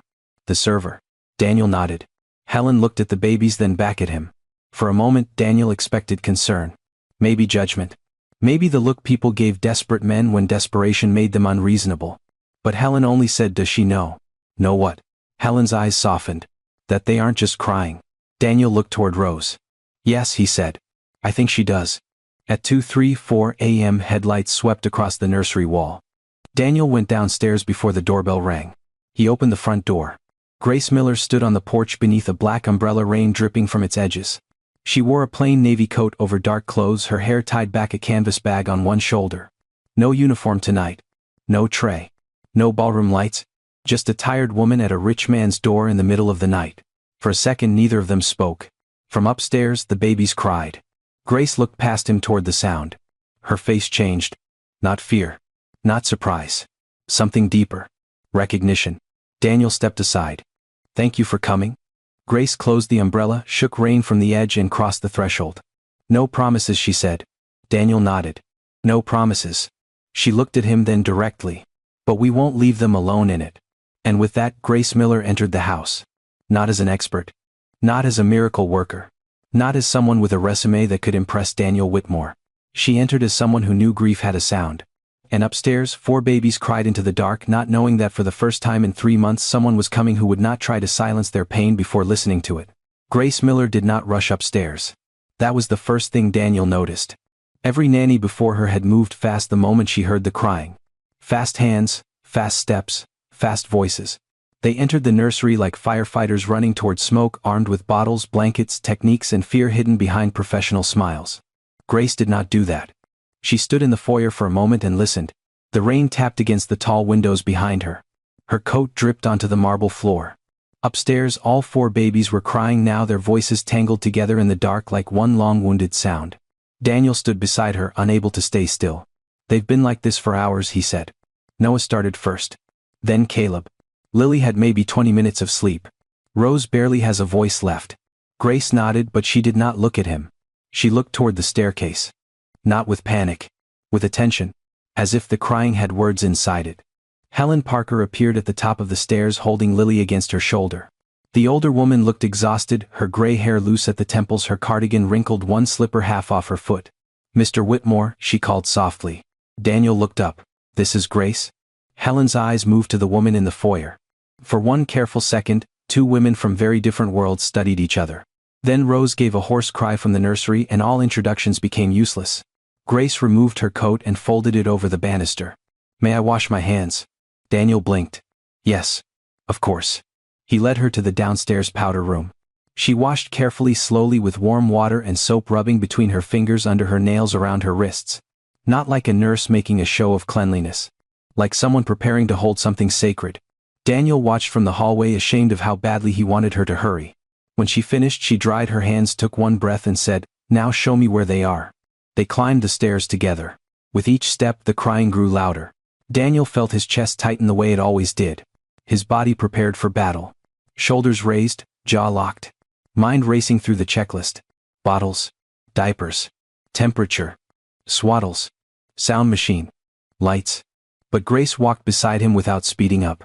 At the nursery door, she stopped. The room glowed with soft yellow light. 4 cribs stood in a careful row. Bottles sat on the side table. Burp cloths lay over the arm of the blue rocking chair. A white noise machine hissed from the dresser, filling the room with fake ocean waves that comforted no one. Noah was red-faced and twisting in his blanket. Caleb kicked hard enough to shake the mattress. Rose cried in short, broken rasps. Lily trembled against Helen's shoulder, too tired to scream but too hurt to rest. Grace looked at all 4. Then she did something no one expected. She turned off the sound machine. The fake ocean died. The room became raw. Just rain. Breathing. Crying. Daniel stepped forward at once. "They usually need that." Grace shook her head gently. "Maybe adults need it." That stopped him. She walked to the blue rocking chair and touched the back of it with her fingertips. This was their mother's chair. Daniel's throat tightened. "Yes." Grace looked at him, then at Helen. "Bring them here." Daniel frowned. All 4. All 4. "Holding them together isn't safe." "It can be," Grace said. "If we do it slowly." Helen stepped in before Daniel could argue. "I'll help." Grace sat down in the blue rocking chair. Not stiffly. Not like someone taking charge. She sat as if the chair already knew grief and she was asking permission to share it. Helen brought Lily first. Grace opened her arms. Lily curled against her chest, still trembling. Grace did not bounce her, did not shush her, did not sing. She only held her close and lowered her cheek near the baby's head. "Hello, Lily," she whispered. "I hear you." Daniel stood frozen. "I hear you." Not stop. Not hush. Not it's okay. "I hear you." Then Daniel brought Noah. His smallest son felt hot from crying, his face wet, his fists tight. Grace adjusted Lily carefully and made room against her other side. Noah cried harder when Daniel passed him over. Daniel flinched. Grace noticed. "He's not rejecting you," she said softly. "He's tired." Daniel swallowed. "I know." But he had not known. Not really. Caleb came next. Helen supported his head while Grace shifted her knees, creating a careful cradle with her lap and both arms. Caleb fought it at first, legs stiff, mouth wide open, but Grace kept her movements slow and sure. "Easy, Caleb," she murmured. "No one's rushing you." Last came Rose. Her cry was the smallest and somehow the worst. Grace looked at her before taking her. "Oh, sweetheart," she whispered. 2 words. Daniel had heard people call babies sweetheart before. Nannies. Nurses. Strangers in elevators. This was different. Grace said it like Rose had survived a long journey and arrived wounded at her door. Once all 4 babies were in her arms and lap, the room seemed to hold its breath. It looked impossible. Lily tucked against her left shoulder. Noah against her right. Caleb across her thighs. Rose nestled in the crook of her arm, her tiny face turned toward Grace's heartbeat. Daniel stood 3 feet away, hands half raised, ready to catch, ready to correct, ready to control. Grace looked at him. "Sit down. There's no room." "On the floor." He stared at her. Helen almost smiled. Daniel Whitmore, who had sat at tables with billionaires and governors, lowered himself onto the nursery rug like a man who had forgotten what the floor was for. Grace nodded toward Helen. "You too if you can." Helen sat near the crib, back against the wall, rubbing her tired knees. The crying continued. Not as loud now, but still there. Grace did not fight it. She began to speak. Not in a baby voice. Not with practiced sweetness. Just low, steady words. "You've had a hard night," she said. "All of you." "I know." Noah whimpered. Grace looked down at him. "You don't have to tell me all at once. One at a time is fine." Daniel's eyes burned. It was absurd. They were infants. They could not understand sentences. And yet, the room understood something. Grace kept going. "My name is Grace. I'm not your mama. I won't pretend to be. Nobody can be her." Daniel stopped breathing. The word entered the room like a candle in a sealed place. "Mama?" Lily's crying rose suddenly, sharp and wounded. Daniel moved. Grace lifted her eyes. "Stay." 1 word. "Quiet, firm." He stayed. Grace pressed Lily a little closer, her palm spread across the baby's back. "I know," she whispered. "That word hurts, doesn't it?" Helen wiped at her eyes. Daniel looked away. But Grace did not look away from the babies. "I think people have been very careful around you," she said. "Too careful. They fed you. Changed you. Wrapped you up warm. They did all the right things." Rose's little hand opened against Grace's sleeve. "But maybe nobody told you the truth in a way your hearts could feel." The rain thickened against the window. Grace rocked once. Barely. Not a motion meant to force sleep. A motion like breathing. "Your mama loved you," she whispered. Caleb's crying cracked. "She loved you before you saw her face. She carried you under her heart." 4 little stars all crowded together, listening to her from the inside. Daniel covered his mouth with one hand. He had not told Grace that phrase. Little stars. He looked at Helen. Helen shook her head gently. She had not told her either. Grace continued, unaware of the shock moving through him. "She wanted to hold you. She wanted to rock you in this chair. She wanted mornings with bottles and messy blankets. She wanted all the ordinary things people don't know are miracles until they lose them." Noah's cries softened into hiccups. Lily still whimpered, but her body was no longer stiff. Caleb's legs stopped kicking. Rose's eyes fluttered. Daniel stared. Every other nanny had tried to quiet them. Grace was naming the ache. And the ache once named no longer had to scream so hard. She did not sing. She did not perform. She did not pull out any special blanket or secret trick. She only sat in the dead woman's chair with all 4 babies held against her body, and she told the truth gently enough for the room to survive it. "Your daddy misses her too," Grace said. Daniel's head snapped up. Grace did not look at him. He got scared. Grown-ups do that sometimes. They get so scared of sadness that they try to hide it in closets and drawers and quiet rooms. Daniel's eyes filled. "But sadness doesn't disappear because we hide it. It just gets lonely." Helen began to cry silently. Daniel could not move. Grace looked down at the babies. "You are not alone," she whispered. "Not tonight. Not in this room. Not in this house." No one spoke. No one interrupted. The crying slowly changed. It did not vanish like magic. It loosened. It lowered.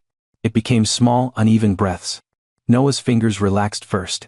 Lily's cheek settled against Grace's shirt. Caleb gave one last broken sigh and turned his face toward her knee. Rose, exhausted beyond words, slipped into sleep with her mouth still slightly open. Daniel watched as if the laws of the world had been rewritten in front of him. For the first time in hours, the nursery was quiet. Not silent. Quiet. Real quiet. The kind that had breathing inside it. Grace kept rocking by an inch, no more. Daniel whispered, "How did you do that?" Grace looked at him then. Her eyes were tired, kind, and very sad. "I didn't do anything fancy." He stared at the 4 babies sleeping in her arms. "You did something." She looked down at them. "I stopped trying to make them stop hurting." Daniel felt the words enter him slowly. Grace leaned back in the blue chair, holding the children like the night itself had finally become safe enough to rest in. "No one asked them what they lost," she said. "So they kept telling you?" Daniel lowered his head. Because upstairs in the soft yellow light with rain on the glass and 4 babies breathing against a stranger's heart, he finally understood. Grace Miller had not come with a technique. She had come with presence. And for the first time in 3 months, the babies were not being managed. They were being held. Grace Miller stayed in the blue rocking chair long after the babies fell quiet. She did not celebrate. She did not smile like someone who had solved a puzzle. She only sat there holding all 4 children with the careful stillness of a woman who understood that peace could be frightened away by one careless movement. Daniel Whitmore sat on the nursery rug across from her, unable to look away. Noah slept against Grace's right shoulder, one fist open now, his tiny fingers resting against the fabric of her sleeve. Lily was tucked close to her chest, her breathing still uneven from crying. Caleb lay across her lap with his cheek turned toward the lamplight. Rose, small and hoarse, had curled into the bend of Grace's elbow as if she had finally found a place where the world did not hurt so loudly. The room was not silent. It was better than silent. It had life in it. Soft breathing. Rain at the window. The slow creak of the rocking chair. Daniel had paid thousands of dollars for experts to create this moment. Grace had created it by telling the truth. For several minutes no one spoke. Then Lily stirred. Her tiny mouth tightened. Her brow wrinkled. A weak cry began to build in her chest. Daniel moved automatically. Grace lifted one hand slightly. "Wait." He froze. Lily's cry slipped out thin and wounded. Grace looked down at her and whispered, "I know, sweetheart. I said her name, didn't I?" Daniel's throat closed. Grace did not avoid the word. She went toward it. "Your mama," she said softly. "Emily." The name filled the room again. This time it did not feel like an accident. It felt like a door opening. Lily's cry sharpened, and Noah shifted against Grace's shoulder. Caleb made a small sound in his sleep. Rose's eyelids fluttered. Daniel's whole body tensed. Grace kept rocking. Just an inch. Forward. Back. Forward. Back. "That name belongs in here," she whispered. "It belongs with your blankets. It belongs with your bottles. It belongs in this chair. It belongs in your daddy's voice." Daniel looked down at his hands. His fingers were locked together so tightly the knuckles had gone pale. Grace noticed, but she did not soften the truth. "She was not a secret," Grace continued. "She was your first home." Helen Parker, still sitting near the crib, covered her mouth. Daniel could barely breathe. Your first home. That was exactly what Emily had been. Before the mansion. Before the nursery. Before the cribs with engraved nameplates. Before the carefully folded blankets. There had been Emily. Her body. Her heartbeat. Her voice. Her warmth. 4 babies crowded beneath her ribs, listening to her laugh at midnight when Daniel tried to read parenting books out loud in a serious voice. 4 babies resting inside the rhythm of her breathing. 4 little lives learning the sound of love before they ever saw light. Then the sound disappeared. And Daniel had expected them not to notice. Because they were small. Because they were new. Because grief in a baby had no words. Grace leaned down until her cheek almost touched Lily's head. "I'm going to tell you about her," she whispered. "Not because it won't hurt. It may hurt. But because love is not something we erase just because it hurts." Daniel shut his eyes. A tear slid down his face. Grace's voice stayed low, steady, almost like a prayer. "Your mama's name was Emily Whitmore. She waited for you. She loved you before anyone else could see your faces. She carried you through hard days. She carried you when her back hurt. She carried you when she couldn't sleep. She carried you when everybody told her to rest and she said, 'I am resting. I'm sitting down, aren't I?'" Helen gave a broken little laugh through her tears. Daniel looked up. You knew that. Grace turned her eyes to him. No, she said gently. But women like her always say something like that. The corner of Daniel's mouth trembled. Because Emily had said almost exactly those words. More than once. Grace looked back down at the babies. She picked this chair, didn't she? Daniel nodded, but his voice would not come. Grace waited. This time she wanted him to say it. Daniel swallowed. Yes. The word scraped out. Grace kept her gaze on the babies. Tell them? Daniel stared at her. What? Tell them about the chair. He looked at Noah, Lily, Caleb and Rose sleeping in Grace's arms. His chest tightened with fear so sudden it felt physical. I don't know how. Grace's answer was immediate. Yes, you do. No one else would have spoken to him like that. Not in his house. Not with that much money in the walls. Not while he looked like he might break. But Grace did. Not harshly. Honestly. Daniel wiped his face with the heel of his hand. He looked at the blue rocking chair. Then he looked at his children. Your mom, he began. His voice failed. He tried again. Your mom wanted this chair before we even knew the nursery colors. The babies did not answer. Of course they did not. But Grace's rocking slowed, making room for him. She said every nursery needed one thing that felt like sky. Daniel continued. I told her blue was too ordinary. She told me I was not allowed to have opinions until I learned the difference between teal and powder blue. Helen smiled through tears. Daniel breathed out almost a laugh. She sat in this chair the day it arrived. The delivery men had barely left. She was supposed to be resting, but she came in here anyway. She sat down, put both hands on her belly and said, he stopped. The memory rose so clearly it hurt. Emily barefoot. Hair loose. Face tired but glowing. Hands on the impossible curve of her stomach. Daniel whispered. She said, this is where I'm going to meet them. Lily's crying softened into a tiny sigh. Daniel saw it. He stopped breathing. Grace nodded once. Keep going. Daniel looked at Caleb. She was scared, he said. She tried not to show it, but she was. 4 babies at once. The doctors. The appointments. The risks. She used to joke because joking was how she fought fear. His voice steadied as he spoke. She called you her little stars. Grace's eyes flickered. Daniel noticed. You said that earlier, he whispered. Grace looked down at the babies. It came to me. He did not ask more. Some moments did not need explaining. Daniel leaned forward slightly. She talked to you every night, he said. Even when she was exhausted. Especially then. She would put one hand here. He placed his palm over his own stomach, remembering. And one hand here. She said she could tell who was kicking. I never believed her. She said Noah was polite. Lily was dramatic. Caleb was stubborn. Rose was sneaky because she only moved when no one was watching. Helen laughed softly. Daniel did too. This time it did not feel like betrayal. It felt like bringing Emily back into the room, one honest piece at a time. Grace whispered to Rose, sneaky girl. Rose gave the smallest breath, almost a sigh. Daniel's face crumpled. For months he had thought saying Emily's name would break them. But they had been breaking without it. Grace adjusted Noah carefully, her arms still full, her voice still calm. They may cry when you talk about her, she said. That doesn't mean you hurt them. Daniel looked at her. It feels like it. I know. How do I know the difference? Grace's eyes softened. Hurt that is named can begin to move. Hurt that is buried stays trapped. Daniel let that sink in. He looked around the nursery. At the untouched shelves. The folded clothes Emily had chosen. The framed moon and stars print she had ordered. The blue rocking chair that had sat like a memorial no one dared approach. This room had never been empty of her. Only empty of her name. Grace turned her face toward the babies again. Your mama is not here the way she wanted to be, she whispered. That is the hardest truth. And I am sorry. I am so sorry. Her voice trembled for the first time. Not from fear. From memory. Daniel remembered what she had said on the phone. Her mother died when she was 7. Her sister died and left boys behind. Grace was not speaking as a stranger guessing at grief. She was speaking as someone who had lived inside rooms where a name went missing. You can miss her, Grace told the babies. You can cry for her. You can be angry that her arms are not here. You can want what cannot come back. Daniel lowered his head. Because those words were not only for the babies, they were for him. Grace continued. But you are not alone. Your daddy is here. He is scared, but he is here. And scared people can still love you well. They just have to stop hiding. Daniel pressed both hands over his face. No one in his life had said the truth that plainly. Not Robert. Not doctors. Not friends. They had told him he was strong. Grace told him he was scared. And somehow that felt kinder. Noah stirred again, his face tightening.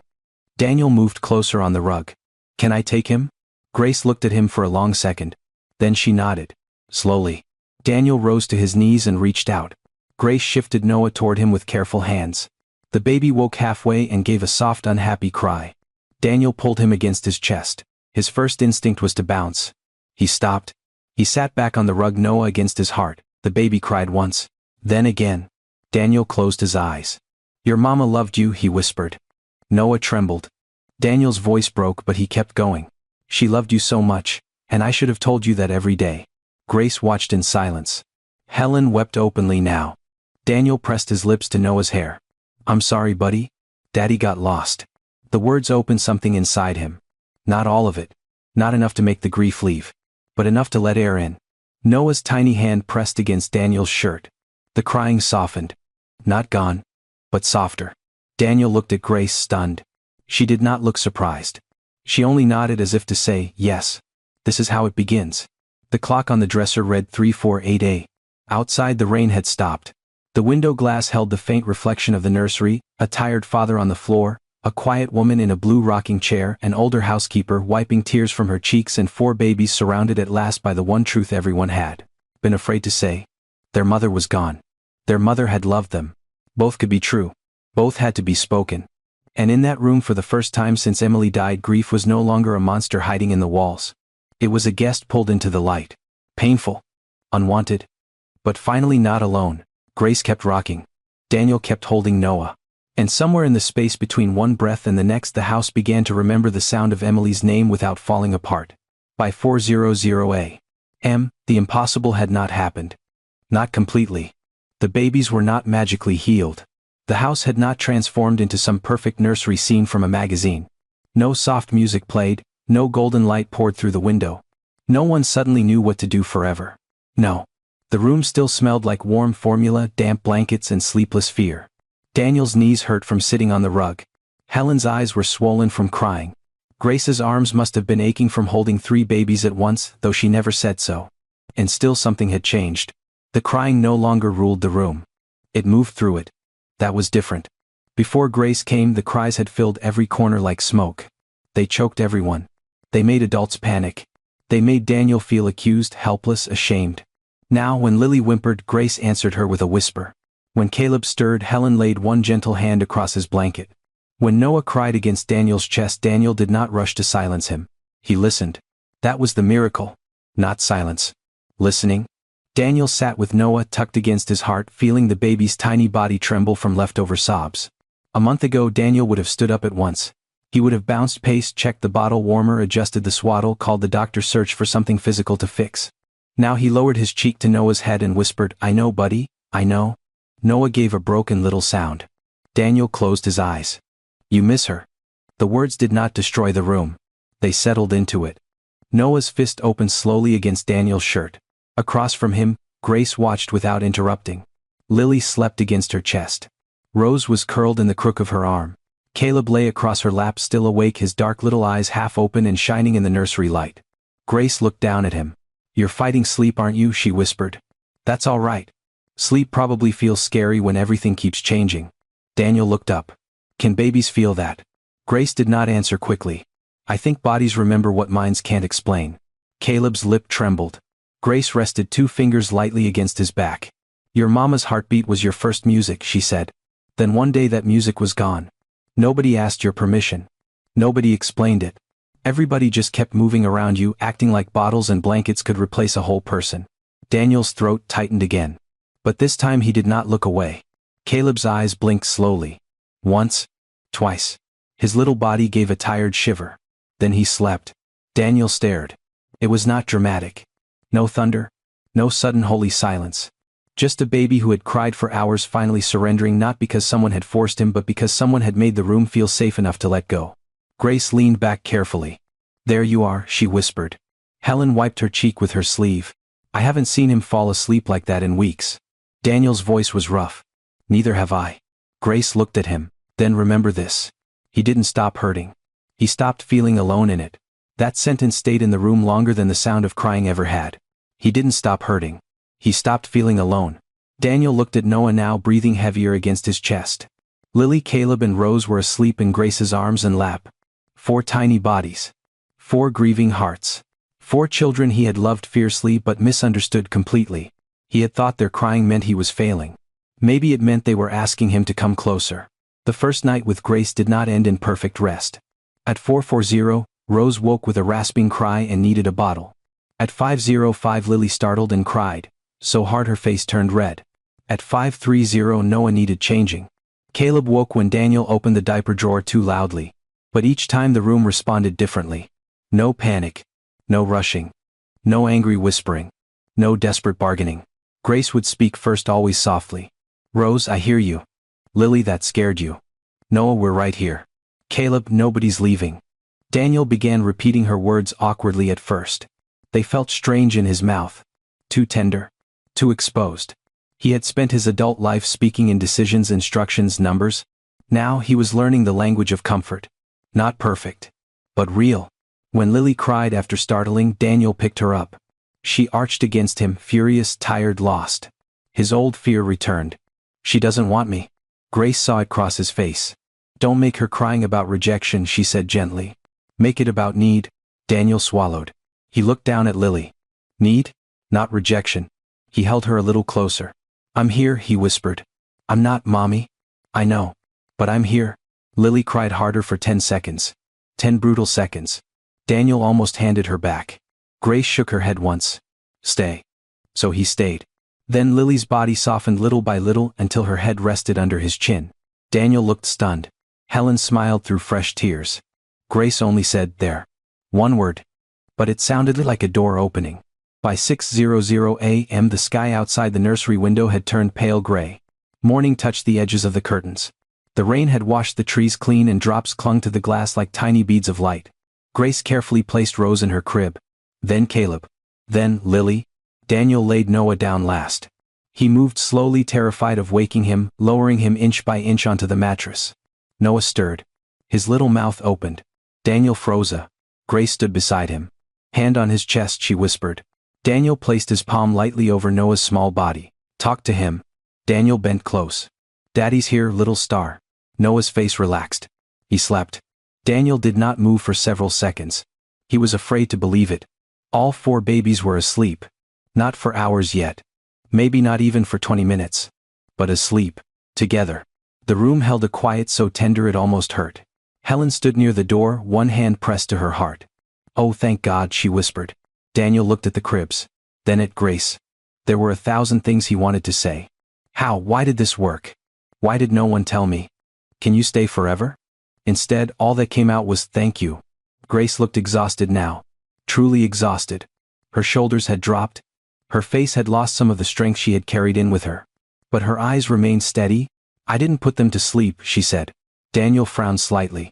They're sleeping. I helped them feel held. Sleep came after. He looked back at the cribs. That distinction mattered. He knew it would matter for the rest of his life.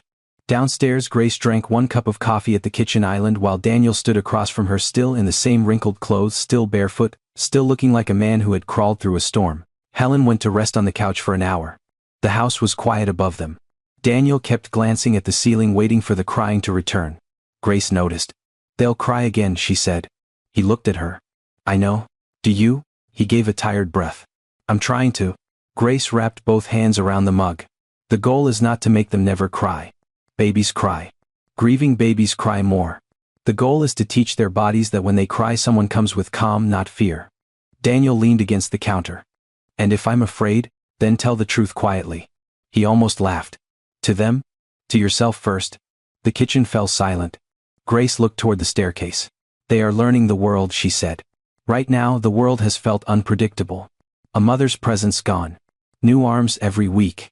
New voices. New routines. People trying one thing, then another, then leaving. Daniel's face tightened. Each nanny who had quit flashed through his mind. Patricia. Evelyn. Sandra. Megan. Ruth. All of them gone. He had thought of them as failures. Now he wondered what the babies had felt. Another set of arms. Another smell. Another voice. Gone. Grace continued softer now. We cannot undo that. But we can become steady from here. We. Daniel noticed the word. Not you. Not they. We. It struck him so deeply that he had to look down. At 6:12, Grace stood. I need to go. Daniel looked up too fast. Already? My train? I can have Paul drive you. She shook her head. Not this morning. I need the walk. He wanted to argue. He did not. At the front door, dawn had begun to lighten the driveway. The mansion looked peaceful from the outside again. But now for the first time the inside had a piece of that peace too. Grace put on her coat and picked up her canvas bag. Daniel opened the door. Cold morning air entered the foyer. She stepped onto the porch, then turned back. Tonight, he said before she could speak. Grace nodded. 10 o'clock. Daniel hesitated. They slept because of you. Grace's expression softened. No. They slept because someone finally listened. Then she walked down the steps toward the gray morning. Daniel stood in the doorway until she disappeared beyond the gate. Behind him the house remained quiet. For 12 minutes. Only 12. Then a cry came from upstairs. Small. Noah? Daniel turned. His body tensed by old habit. Then he breathed. Slowly. He climbed the stairs, not running this time, not panicking, not angry. At the nursery door, Noah whimpered in his crib. Lily, Caleb and Rose still slept. Daniel walked in and placed his hand on Noah's chest. I hear you, he whispered. The baby blinked up at him through the dim morning light.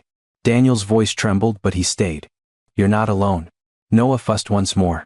Then quieted. And Daniel Whitmore, who had spent 3 months believing the crying was the enemy, finally understood the truth. The crying had been a message. The babies had been asking for what every grieving heart asks for. Not a fix. Not a trick. Not a perfect answer. A witness. A warm body. A voice brave enough to say the missing person's name. From that morning forward the house did not become easy. But it became different. The cries still came. Yet slowly, night by night, they no longer tore the walls apart. Because Grace had shown them the way. And Daniel had finally begun to follow. By the 4th night, Daniel Whitmore stopped asking Grace Miller what she was doing. That was new. The first night he had watched every movement like a man trying to reverse engineer a miracle. The second night he asked questions in whispers. Why are you holding Rose like that? Should we warm Noah's bottle now? Is Caleb crying because he's hungry? Do you think Lily needs the pacifier? Grace answered when the question mattered. When it did not, she gave him a look that said, be still. And slowly, painfully, Daniel began to understand that his constant questions were not curiosity. They were fear in a tailored shirt. He had spent his entire adult life believing that if he gathered enough information, hired the right people, and paid the right price, every crisis could be pushed into order. A bad contract could be renegotiated. A failing department could be rebuilt. A hostile investor could be outmaneuvered. But babies were not boardrooms. Grief was not a spreadsheet. And no amount of money could turn sorrow into something obedient. That 4th night, the nursery was dim except for the small lamp near the blue rocking chair. Rain had stopped days ago, but the air still carried the damp chill of early spring. Outside, bare branches scratched lightly against the window whenever the wind moved. Inside, Grace sat on the rug instead of the chair. All 4 babies were awake. Not screaming. Awake. That alone felt like a miracle. Noah lay against a folded blanket near her knee, making small, uncertain sounds. Lily rested in Daniel's arms, blinking at him with heavy eyes. Caleb kicked slowly in his crib, not upset, just restless. Rose watched Grace from the crook of Helen's arm, her little mouth opening and closing as if she were testing the world before speaking to it. Grace had asked Daniel to turn off the monitor screen. He had resisted. What if something happens? We are in the room. What about later? Later is later. I need to see them. Grace looked at him, not unkindly. No, you need to feel in control. That had silenced him. Because it was true. Now the black monitor sat face down on the dresser, useless and quiet. Daniel hated it for 10 minutes. Then forgot about it. Grace placed one hand lightly near Noah, not touching him yet. He's looking for contact, she whispered. Daniel leaned forward. How can you tell? Grace nodded toward the baby's hands. Noah's fingers kept opening and closing, brushing the blanket, searching. He's asking with his body. Daniel looked at his son as if seeing him for the first time. Asking? Not fussing. Not causing trouble. Asking. Grace continued, don't rush him. Offer your hand. Daniel shifted Lily carefully in one arm and extended his free hand toward Noah. He expected Noah to cry. Or turn away, or do nothing. Instead, Noah's tiny fingers curled around Daniel's index finger. The grip was weak. Almost nothing. But Daniel felt it like a rope thrown across deep water. His face changed. Grace saw it. There, she said softly. He found you? Daniel did not speak. He could not. For 3 months he had thought of himself as the man failing to reach his children.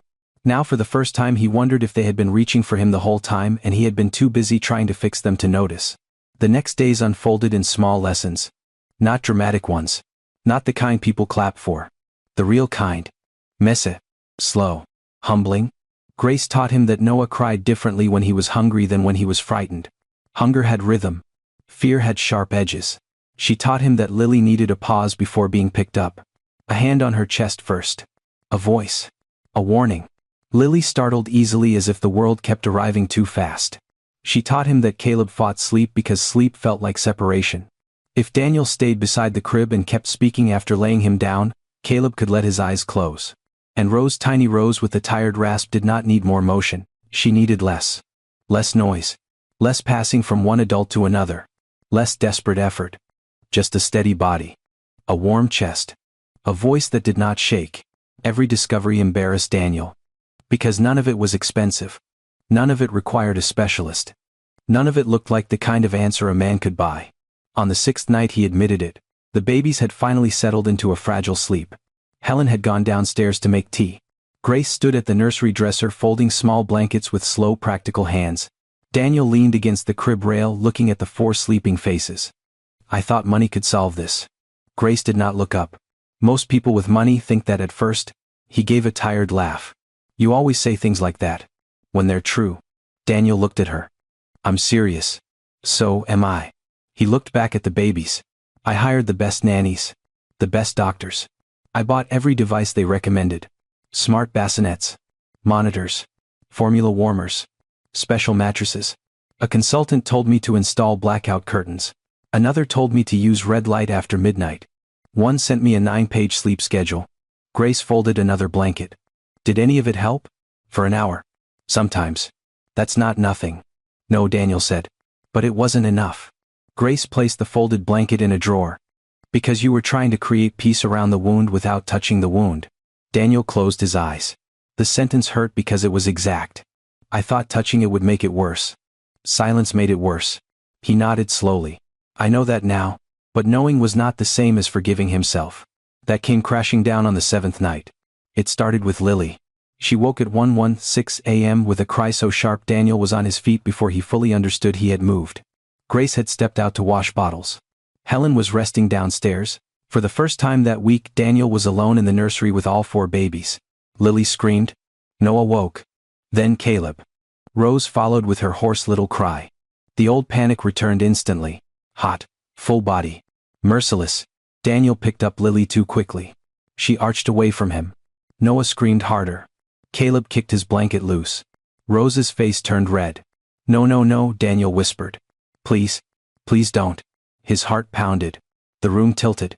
He could feel himself losing the fragile calm Grace had helped him build. He reached for the bottle warmer with one hand while holding Lily with the other. The bottle slipped. Milk spilled across the dresser. He cursed under his breath, then hated himself for it. Lily cried harder. Daniel froze. For one terrible second, he felt anger. Not at Lily exactly. At the helplessness. At the noise. At the fact that love did not make him competent. The feeling scared him so badly that he stepped back from the crib. Grace appeared in the doorway. She took in the scene at once. The spilled milk. The crying babies. Daniel's face. She did not rush. She did not scold. She said, put Lily against your chest. I can't. Yes, you can. I'm making it worse. You're scared. That's different. Lily screamed against him. Daniel's eyes filled with tears. I can't fix this. Grace stepped into the room. No, you can't? The honesty hit like a slap. Daniel stared at her. Grace came closer. But you can stay. The room seemed to go silent beneath the crying. You can stay. Not solve. Not win. Not control. Stay. Daniel looked down at Lily. Her tiny face was twisted in misery. Her fists pushed weakly against his shirt. She was not punishing him. She was not rejecting him. She was not proof of his failure. She was a baby in pain. A baby asking not to be alone. Daniel sank into the blue rocking chair. Not gracefully. Almost collapsing. He held Lily against his heart and covered the back of her head with one trembling hand. I'm here, he whispered. His voice broke. I'm scared, but I'm here. Grace moved quietly to Noah's crib, resting a hand on his chest. She did not take over the room. She held one child steady and let Daniel hold the other. That mattered. Daniel noticed. She could have rescued him. Instead, she helped him remain. Caleb's cries lowered first. Rose followed. Noah whimpered under Grace's hand. Lily fought the longest, her small body shaking with sobs until Daniel began whispering Emily's name. "Mommy loved you," he said. "Mommy loved you, Lily. Daddy loves you too. I'm sorry I got scared." Lily's body softened by a fraction. Then another. Daniel wept silently into her hair. He had apologized in boardrooms before. Strategic apologies. Legal apologies. Careful apologies that gave away nothing. This was different. This apology cost him something. It cost him the lie that money, status and control could protect him from being human. By 2:00 a.m., the room had settled again. Grace sat on the floor beside Noah's crib. Daniel remained in the rocking chair with Lily asleep against his chest. His shirt was damp with milk and tears. His face looked wrecked. Grace looked at him. That was important. Daniel gave a weak laugh. That was a disaster. No. All four woke up. And you stayed. He looked down. I almost didn't. But you did? He could not argue. Grace's voice softened. "Mr. Whitmore, your children don't need a perfect father." Daniel looked up. "They need a safe one. A present one. One who can be afraid and still gentle." The words entered him slowly. A safe one. A present one. He had spent months trying to become an expert. A manager of bottles. A buyer of solutions. A commander of routines. But fatherhood was asking for something else. Not perfection. Presence. Not control. Connection. Not answers. Love that stayed in the room. Near dawn, after the babies had gone back to sleep, Daniel walked downstairs alone. The kitchen was dark except for the stove light. He saw the stack of medical folders on the counter, the old sleep schedules, the agency contracts, the printed recommendations from specialists. For weeks, those papers had looked like hope. Now they looked like what they were. Evidence of a man trying to purchase peace while grief sat upstairs waiting to be held. Daniel gathered the papers slowly. He did not throw away the medical records. They mattered. The baby's health mattered. But the rest, the charts, the rigid schedules, the consultant notes promising results in 72 hours, he placed in a drawer and closed it. Not because he was done trying. Because he was done hiding behind trying. When the first morning light touched the kitchen window, Daniel stood there with both hands on the counter and whispered, "I understand." No one heard him. No one applauded. The house was quiet above him for now. And for the first time, Daniel did not mistake quiet for success. Success was not the silence. Success was that when the crying returned, he would no longer reach first for money monitors or instructions. He would reach for his children. Because Grace Miller had shown him the truth he should have known from the beginning. Some wounds cannot be purchased away. Some cries cannot be managed into silence. Some heartbreaks only begin to heal when someone stops trying to fix them from a distance and finally comes close enough to be changed. By the 10th night, Grace Miller no longer felt like a stranger in the Whitmore house. She still arrived at 10. Still wore the same plain navy coat. Still carried the same canvas bag over one shoulder. Still refused the car Daniel offered every morning. But something had shifted. Helen Parker now left a mug for her beside the coffee maker. Daniel no longer greeted her with desperate questions at the front door. And the babies, though still too young to understand names and schedules, seemed to know the rhythm of her steps on the stairs. Not magic. Memory. Their bodies were beginning to learn. At 1:04 p.m., Grace entered the nursery and washed her hands in the small bathroom beside it. When she came out, Daniel was standing by the cribs with Noah against his shoulder and Lily tucked in one arm. Caleb and Rose were awake watching the ceiling mobile turn slowly above them. "They've been calmer tonight," Daniel said. Grace smiled faintly. "Good." He hesitated. "I told them about Emily again." Grace looked at him. "What did you tell them?" Daniel glanced at the blue rocking chair. "That she used to hum when she folded baby clothes." "Badly." Grace's smile deepened. "Badly. Terribly." She had no idea how bad. From his crib, Caleb kicked once. Daniel looked down at him. "Yes, buddy, it's true. Your mother was wonderful, but she could not carry a tune." For the first time in months, Daniel laughed in the nursery without feeling guilty. The sound surprised him. It surprised Helen too. She stood near the dresser folding onesies and looked up, her eyes soft. Grace noticed all of it. The laugh. The way Daniel did not hide it. The way the babies heard Emily's name and the room did not collapse. This was healing, she thought. Not the clean kind people imagined. The real kind. A name spoken without fear. A memory allowed to breathe. A father learning that grief and love could sit in the same room. But healing has a way of opening locked doors. And that night, one of Daniel's finally opened. It happened after midnight. The babies were asleep in pieces the way they often were now. Noah in his crib, one hand resting near his cheek. Lily against Daniel's chest in the rocking chair. Caleb breathing heavily after a long fight against sleep. Rose tucked in Helen's arms while the older woman hummed low and off-key. Grace sat on the floor near the window sorting clean burp cloths into a basket. The room was quiet enough for thoughts. That was when Daniel said it. I wasn't there when she died. Grace stopped folding. Helen's humming faded. Daniel kept his eyes on Lily. The baby slept under his chin, warm and small, unaware that her father had stepped into a memory that still had teeth. I was in Chicago, he said. A meeting. A stupid meeting. No one moved. Outside, wind brushed the trees against the glass. Daniel's voice stayed low, but each word sounded pulled from somewhere deep. The doctor said she was stable. They told me there was no reason to cancel. Emily told me to go. She said, close the deal and come home smug so I can make fun of you.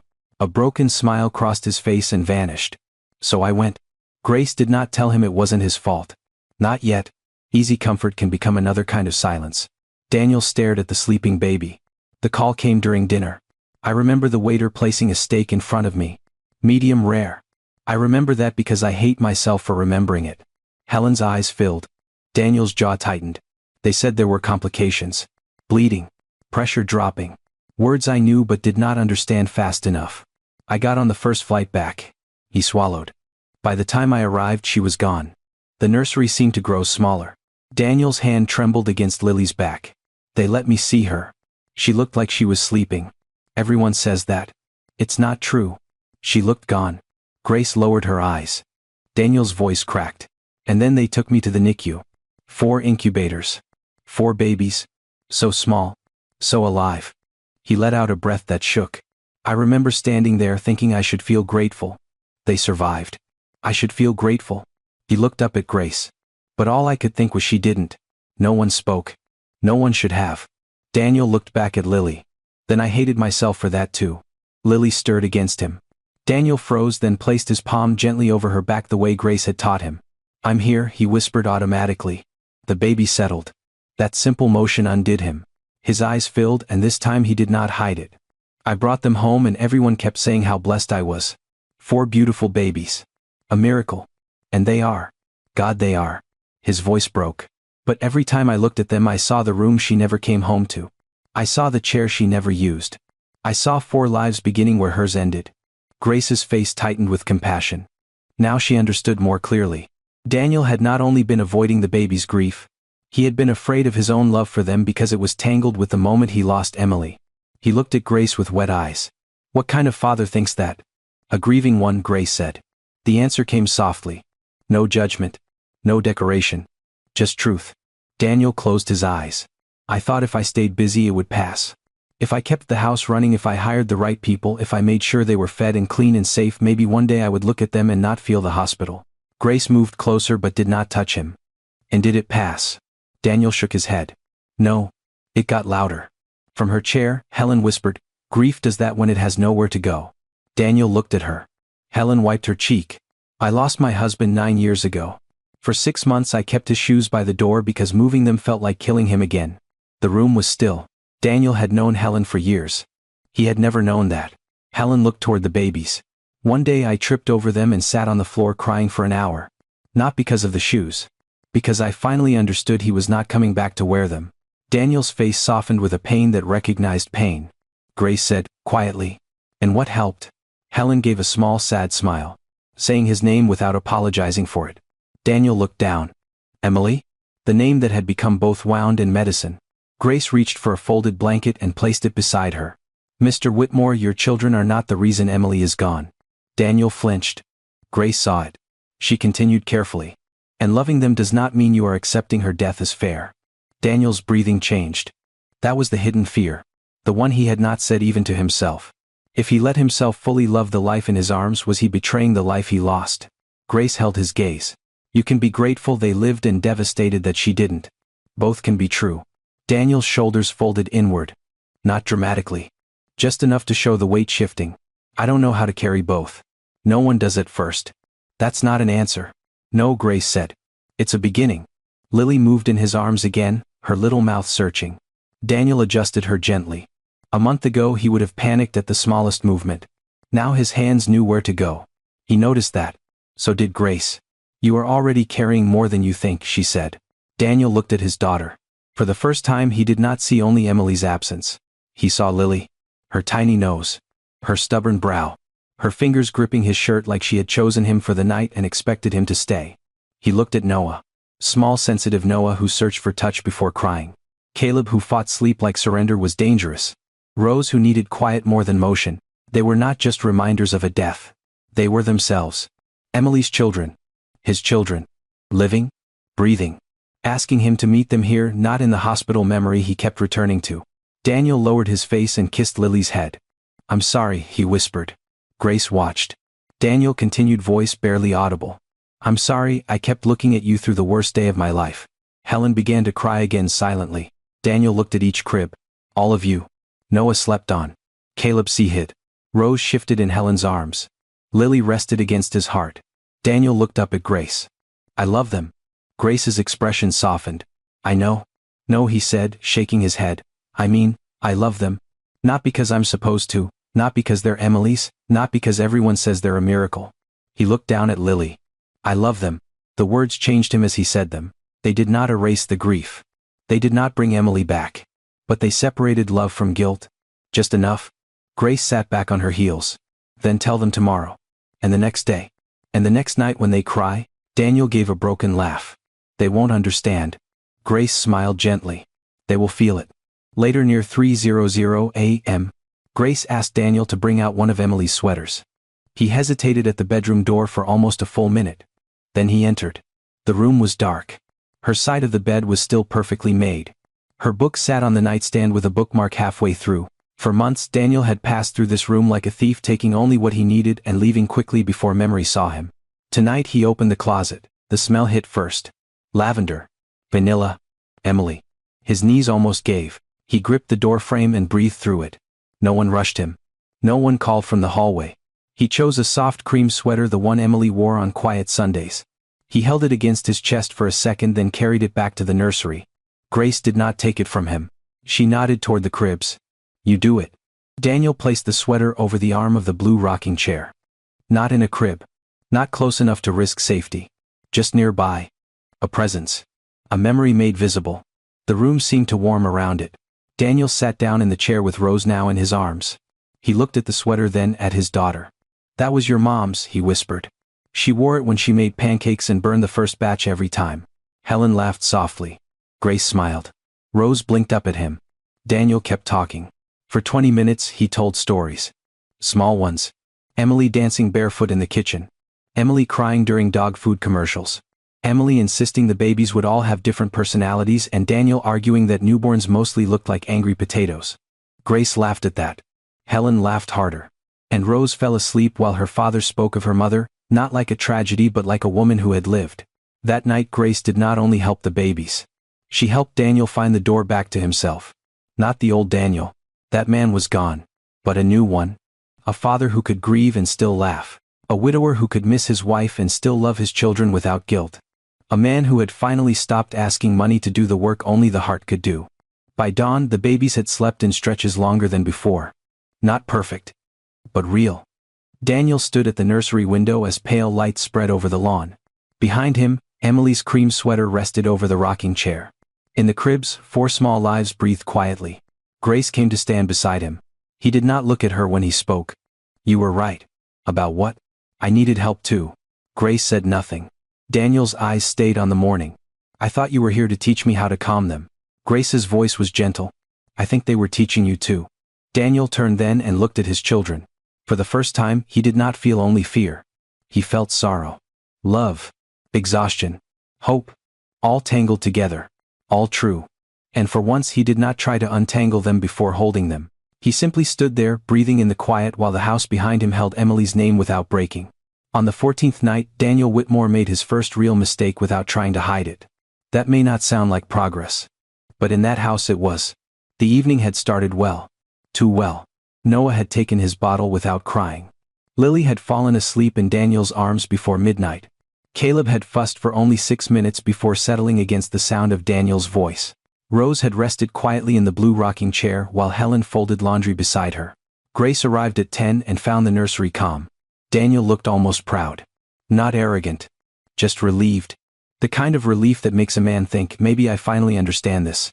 Grace saw it on his face and said nothing. She only washed her hands, checked each baby with her eyes, and sat near the window. For 2 hours the house held. Daniel moved through the nursery with a new confidence. He warmed bottles before the babies reached full hunger. He spoke Emily's name without choking on it. He placed his hand on Caleb's chest and waited until the baby's breathing slowed. Helen watched him from the doorway and smiled. "You're getting good at this," she whispered. Daniel looked down at Noah sleeping against his shoulder. "For tonight," he said. But inside a dangerous little voice whispered something else. "Maybe I don't need as much help now." It was not pride exactly. It was hope wearing pride's coat. After so many weeks of feeling useless, Daniel wanted one night where he was enough. One night where the babies chose him. One night where Grace could sit back and see that he had learned. At 1:27 a.m., Lily woke. Not softly. Not gradually. She screamed. Her whole body stiffened, her face turning red in seconds. The sound tore through the nursery and hit the other 3 cribs like a match dropped in dry grass. Noah startled awake. Caleb began crying. Rose's little rasp followed. All 4. Again. Daniel stood from the rocking chair too quickly. "It's all right," he said. "I've got her." Grace rose from the floor. "Daniel. I've got her." The words came out sharp. The room changed. Grace stopped. Helen looked at him. Daniel heard his own tone, but he was already moving too fast to pull it back. He lifted Lily, bounced her once, then twice. Too hard.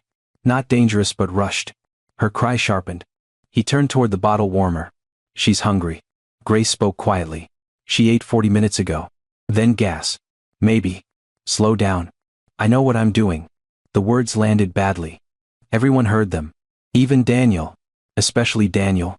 Lily screamed against his chest. Caleb kicked in his crib. Noah cried with that panicked little sound Daniel had learned meant fear. Rose's face crumpled, her hoarse cry barely strong enough to rise above the others. Daniel's heart pounded. The old pressure returned. The need to solve. To prove. To make the crying stop before it exposed him again.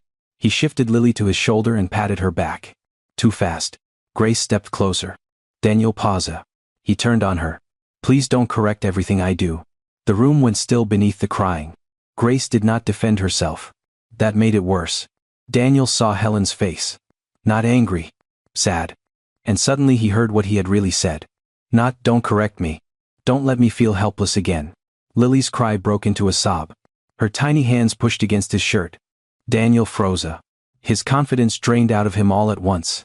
He was not calm. He was not leading. He was not helping. He was performing fatherhood for the one person who had taught him what it meant. His shoulders dropped. "I'm sorry," he said. Grace's expression softened, but she did not move yet. Daniel looked at Lily, then at Noah, Caleb, and Rose. "I'm sorry," he repeated quieter.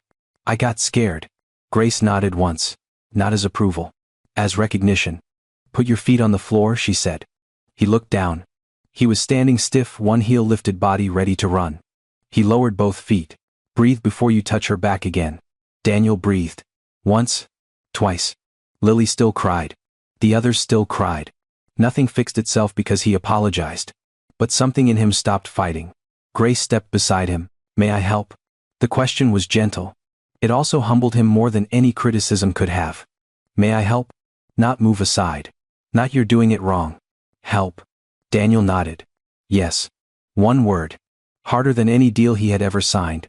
Grace placed one hand lightly on Lily's back over Daniel's hand. "Slower," she whispered. Together they changed the rhythm. Not Grace taking over. Not Daniel pretending he had control. Together. Lily's crying stayed sharp for several seconds, then began to break into smaller pieces. Helen moved to Noah's crib and rested a hand on his chest. "I hear you, little one," she murmured. Daniel glanced toward her. Helen nodded. No judgment. Only help.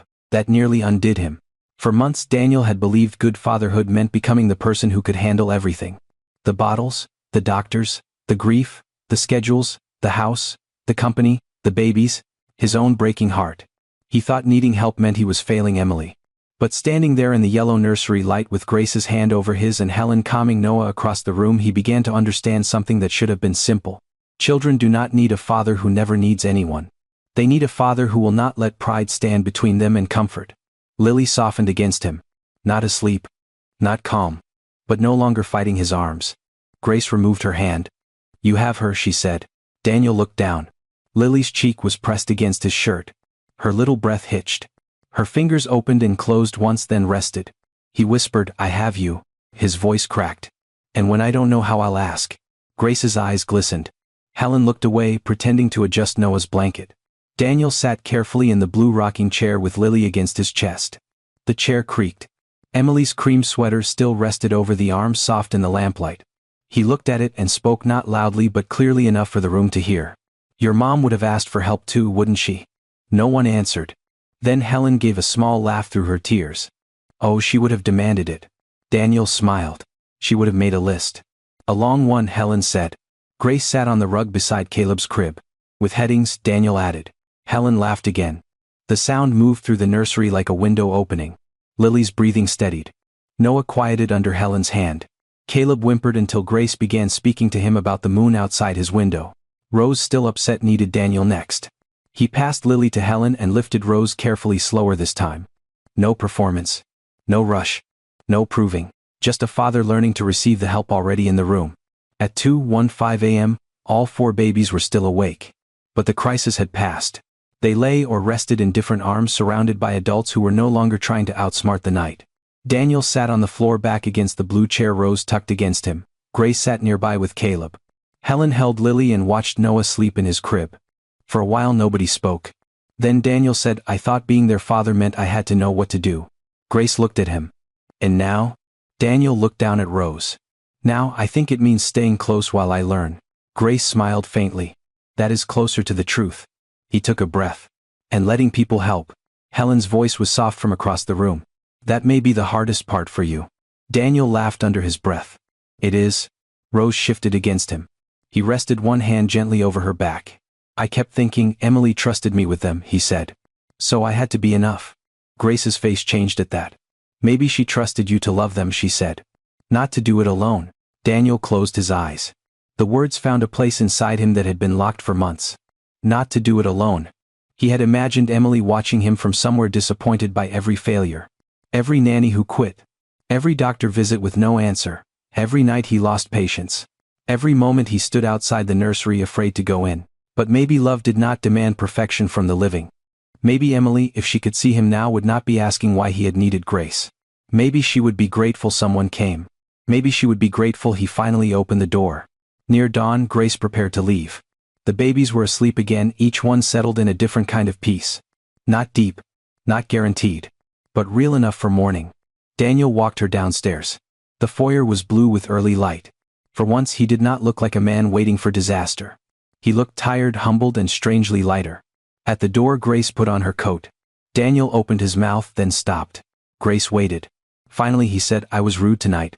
"You were scared." "That doesn't excuse it." "No," she said. "It explains it." He nodded. "I don't want to become the kind of man who pushes help away because he's ashamed he needs it." Grace looked at him for a long moment. "Then don't." "Simple. Sharp. Merciful." Daniel gave a small, tired smile. "You make everything sound possible." "No," Grace said. "I make it sound practiced." That stayed with him. After she left, Daniel returned upstairs. The nursery was quiet. Helen had fallen asleep in the chair. Emily's sweater lay beside her. The babies breathed softly in their cribs. Daniel stood in the doorway and understood that fatherhood was not a title he had received the day they were born. It was something he would have to practice. At Train a.m. At noon. During fevers. During first steps. During questions he could not answer. During birthdays Emily would miss. During every ordinary day when grief might return through a song, a smell, a face, a laugh. He would not always know what to do. He would fail again. He would speak too sharply again. He would panic again. But he would ask. He would learn. He would stay. No one had asked him to be perfect. No one had thanked him for trying.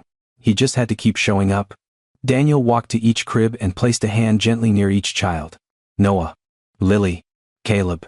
Rose. "I don't have every answer," he whispered. "But I'm here." The words were not dramatic. They did not make him a hero. They made him a father. And for the first time that felt like enough to begin. By sunrise, Daniel stood in the nursery doorway and listened. Not to crying. To breathing. 4 tiny breaths. 4 little lives.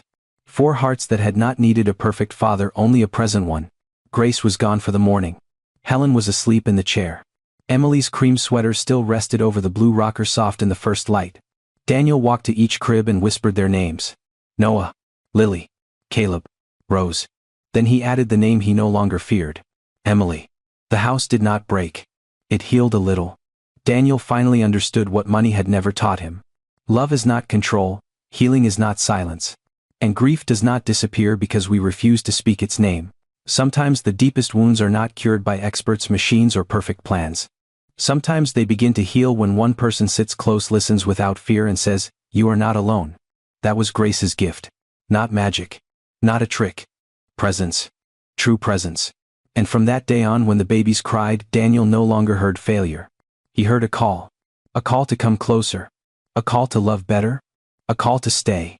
In real life, the people we love do not always need us to fix their pain. Sometimes they need us to stop running from it. To sit beside them, to say the hard name, to hold the trembling hand. To stay when staying hurts. If this story touched your heart, tell us in the comments. Who was the person who stayed with you when life broke you? And don't forget to subscribe, because the next story may remind someone that hope is still alive.